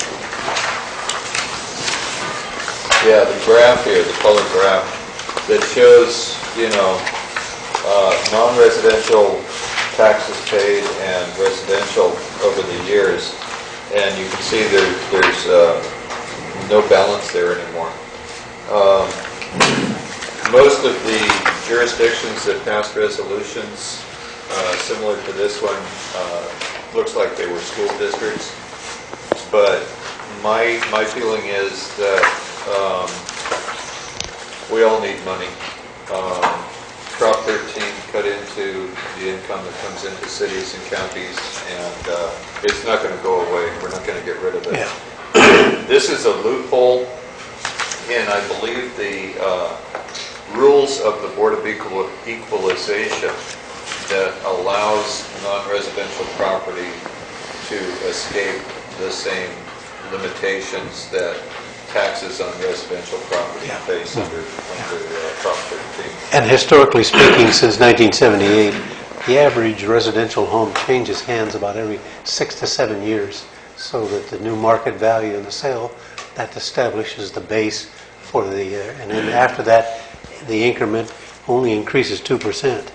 Well, every 6, 7 years, it changes the market rate. In commercial and industrial property, those are held for many, many years by the same corporation. So the change in market rate doesn't, so they can only increase it 2%. And I think it's probably a good policy. The only problem that I had with this resolution, it injects something that's, I think, subjective. It said that that they're going to treat commercial tax reform and require, and then non-residential, but it says there small businesses. Now, there are some small businesses that own commercial products. And I look at it, you're either going to have hold residential and retax commercial, regardless of whether it's big or small. Commercial property is commercial and is zoned commercial. And that's the way I feel.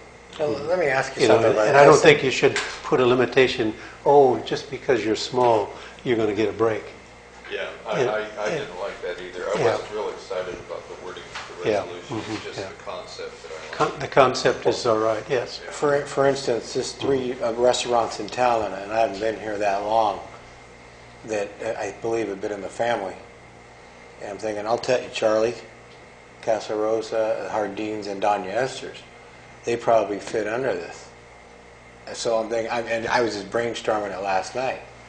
So I mean, what is small, what is big, and that's just my, I don't, it's just, I'm sure there's more, but I'm just not, other properties that people own in town that have been in the family that they're, And if this becomes a reality, there'll be an adjustment to where everything will gyrate, and then it'll seek a level where it's the fair market value.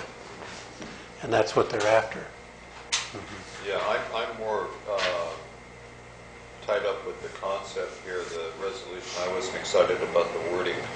If you would like, we can continue this to another meeting and maybe have Roger or the city attorney take a look at the resolution, or maybe we can debate it again at another time. But I just kind of wanted to get the information out there. I had a question, Rick. What about if somebody owns a fourplex? It's a business. Residential, but it's a business, technically, right? Or 5 units. How's that? This is non-residential commercial. It makes no difference between whether it's an apartment or a single family. It's a resident versus non-resident. Okay. Yeah. They have the ability to split the ownership to avoid acquiring 50%, wasn't it 50% interest? And still have a majority ownership. So in effect, they can transfer the property without anybody owning 50%, and they can escape the reassessment. That's what I'd like to put an end to. And it's just a loophole, but it needs to be addressed with law. And so the more jurisdictions that pass these resolutions, the sooner we can bring about some change. And it's going to mean more tax money for us. This resolution goes where? To? I don't think it goes anywhere. There's an organization that's spearheading this. And they contacted me and sent me the information. And actually everything was on their website except the graph for San Benito County. They sent that to me in the email, and then everything else I went on the website and pulled it off. Everything that we do is it's supporting evidence and petitions and everything. Ultimately, when it gets to the legislature, it's going to have to go to the vote of the people. That's what I was going to. It'd have to go on a ballot. To change Prop 13.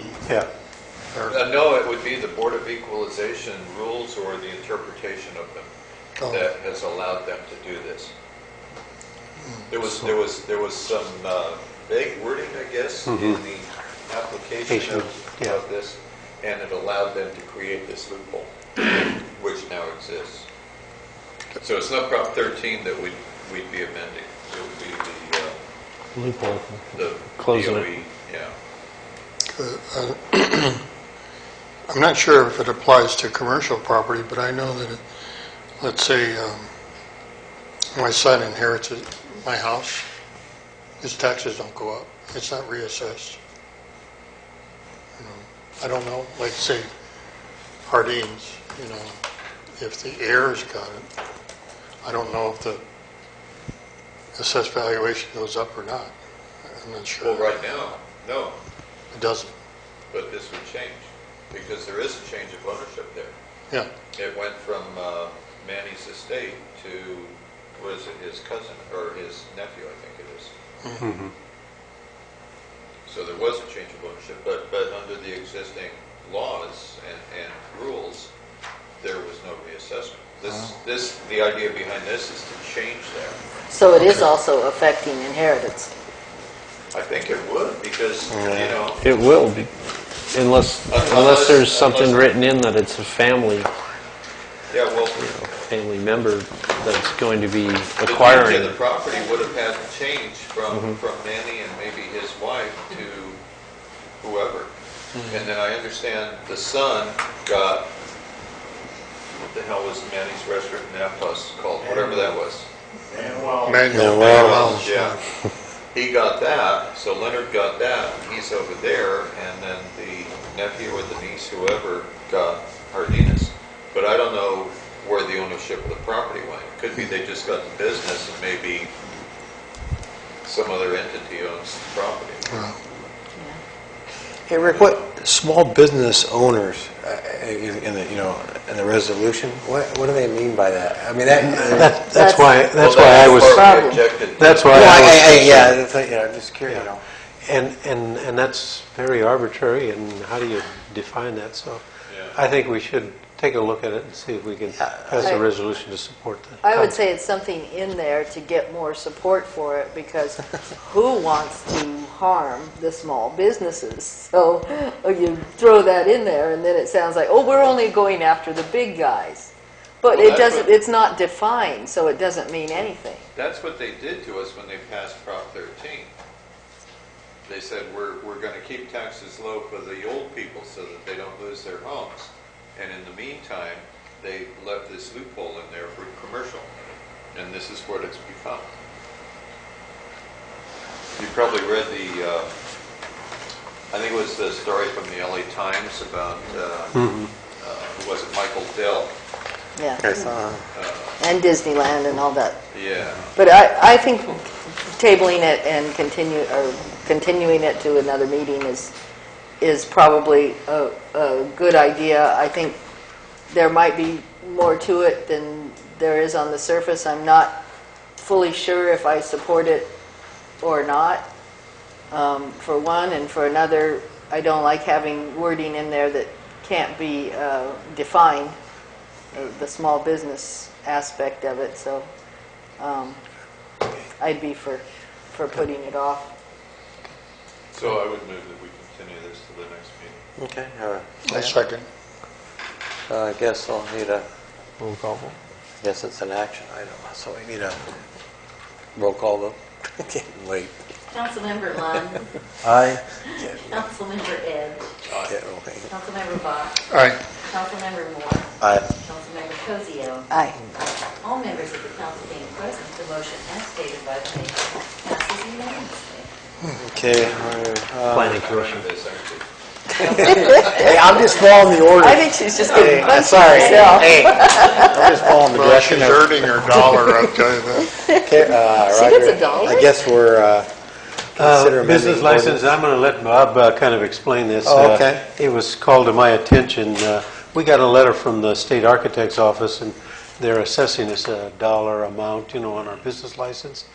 And I talked with Trish and Michelle. I said, well, maybe this is the opportunity for us is to adjust our business license, and increase it because it hasn't been changed since 2006, and add maybe $5, which is not a draconian move, but it's a little bit. But Bob informs me that it falls under Prop 226. Well, it actually falls under Prop 62. And 62, also 218. Yeah. The business license taxes are general taxes. They're not fees. They're imposed under the municipal code solely for the purpose of raising revenue. So they are general taxes.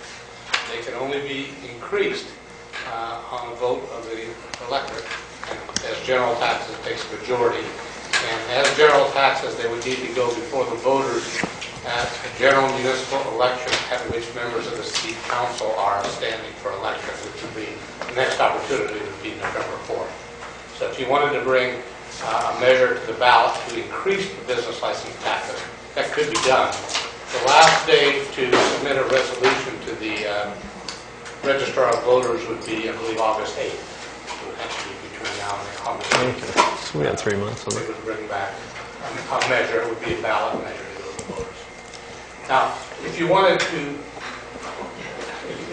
to impose a fee for the application for a business license, unrelated to the revenue measure, the council can impose fees which cannot exceed the cost of providing the service. For instance, the cost of the counter people to actually process the application. This dollar fee that we have to pay to the state could probably be incorporated into that. And the council can adopt fees, which again cannot exceed the cost of the service, they're not taxes. You can do that by ordinance or resolution at a regular meeting, but you need to have some data in front of you that the public can inspect 10 days prior to that meeting. It shows them how you determine that the fact it doesn't exceed the cost of the service. This can't be done by ordinance tonight, is the long and the short of it. If we're going to do it at all, I would certainly prefer that we simply come up with a small, and I prefer small, fee that covers this dollar and covers a little bit of Michelle's time for the processing, and not try to go to a vote. And not because I don't think it would pass, just because I don't think it would be worth it. I think that's why I selected $5, because it just covers our time to filing and processing and stuff. But we'll need documentation at the next meeting. So we'll have to document. Yeah, it's a mini fee study is that the city probably done in the past. Normally cities do cover it. Usually the municipal code says it'll be done every year. I've never seen anybody do it every year. Usually it's every 5 or 6 years. They'll revisit, and in some cases larger cities will go out and get an outside consultant who actually goes around and meets with all the directors and determines how long it takes to issue these various permits and things like that. It creates a study. So most cities do have some kind of fee structure for covering. Sure. It's been 8 years since we changed it. So what do we bring a resolution back at a later date for like $5? Resolution and documentation. Yeah. That would be And we can just my pass plan. it? Yeah. Okay, we can do that, I guess, right, just set up and So whatever. you could do other fees at that Okay. time. It wouldn't have to be restricted Okay. just to a fee for business licenses or any other fee that you wanted to We can group all the increases together. Well, the fee, they have to be individual. Well, individually, but Yeah, you could do them all in one resolution. One resolution, but you have to do Right. the analysis to show it's a justification for each one. neutral cost recovery. It's one thing. Many cities actually, what they do is they adopt an ordinance that provides for the establishment of these fees and then allow the fees to be established by resolution in the future. But we don't have an ordinance like that. Okay, I guess, Yeah, it's you kind of hate to change something that's been going on in San Juan for such a long time that people actually go, wow, this is great. I come into City Hall and to get things and I don't get charged a fee like I do in other cities. And it's kind of almost a bragging right thing. But at the same time, it does cost us money to process these fees. And maybe it's time we change that nice little thing about our little town that we just did it included. So Roger, what, do we just need just direction, they bring us back something? Just give us the direction. Okay. Matt and I will Is that good? work with Bob and Okay. George's office to make sure that we adopt. Is that good enough? Or- We'll direct staff to go for Okay. it. 6A, we already did that, right? We kind of, unless you have something to follow up on that, right? Okay, and then 7 comments, City Council. Rick? I opened my big mouth in the middle of that presentation on health disparities. That was a perfect example of a presentation on an important subject in which she spent more time talking about the minutia of it instead of making the points that she needed to make. And I think what we need to do in the future is establish a time frame for that kind of presentation. We have speakers limited to 3 minutes.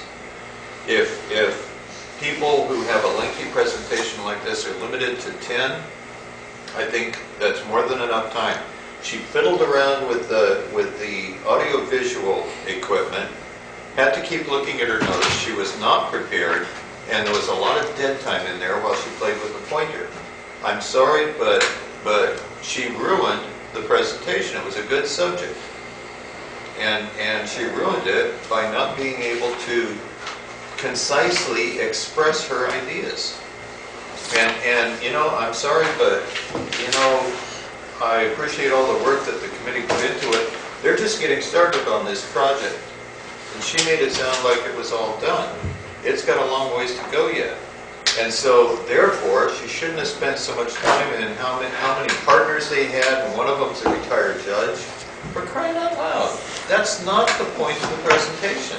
The point of the presentation is where we compare with the rest of, you know.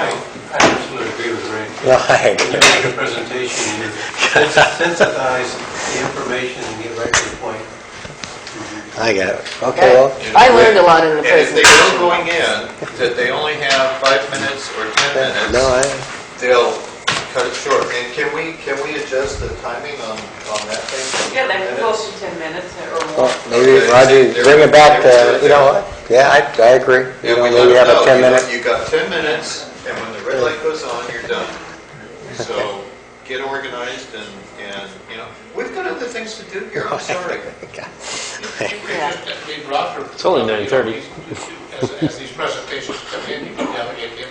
Yeah, we'll try to keep it at 10 minutes. I mean, Trish and... Yeah, how much time each one, because You're it gonna might have- be difficult to set one specific time. Yeah. Some might go longer, some might go shorter, but they should have a time.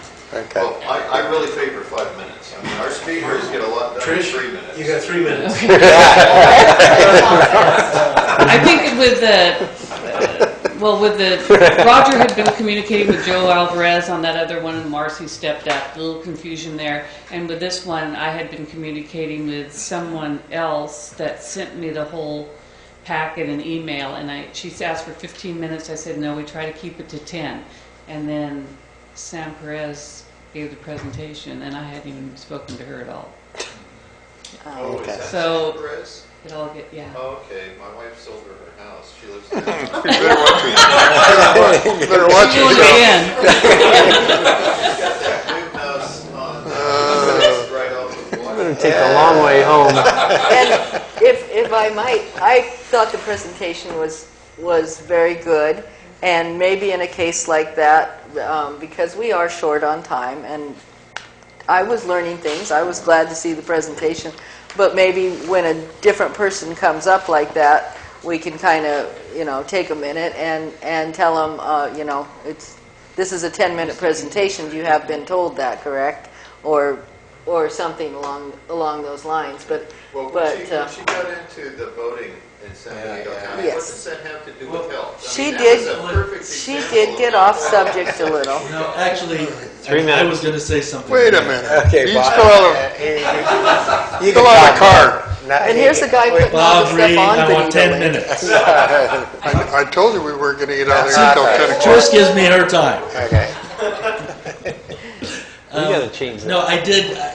I was going to say something when Rick made the objection to the voting. No, I do agree that the presentation could have been crisper and a little more focused. But the idea behind the healthy communities isn't about physical health. It's that how people vote in the community is an indication of the health of the community. And I think that's one of the things that was getting lost in the presentation. It's about all the factors that make a healthy community, not the physical health of the people. Well, she didn't make that point, Bob. No, I'm sorry. She was like, she went after the stats, and then she went to... Yeah, and there are, I mean, this is the third time I've seen the presentation. By different people or by the same person? No, by the same person at the Board of Supervisors and at the Healthy Communities launch. Did the Board of Supervisors have a time limitation on No. it? No? No. See,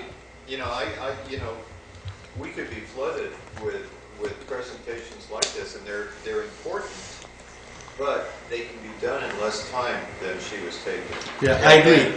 Had I not said anything, it probably would have gone on another 10 minutes. Yeah, I think in defense of her presentation, what she was presenting, there's so much information. I think that she really was overwhelmed with the mass of information and how to present it. Or we probably should. I learned that you can go to the Benito link and find a lot of factual information about the county. I found that useful. And that was supposed to be one of the main features, was that it's the launch of this ability. We're hosting this information that is it's massive. Yeah. That's good to know. Yeah. So, and it's available to everyone. Yeah. Thank you, Bob. Can we move this along?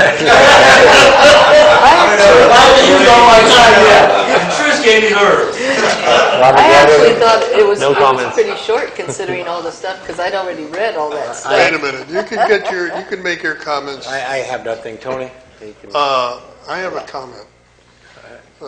He left the room.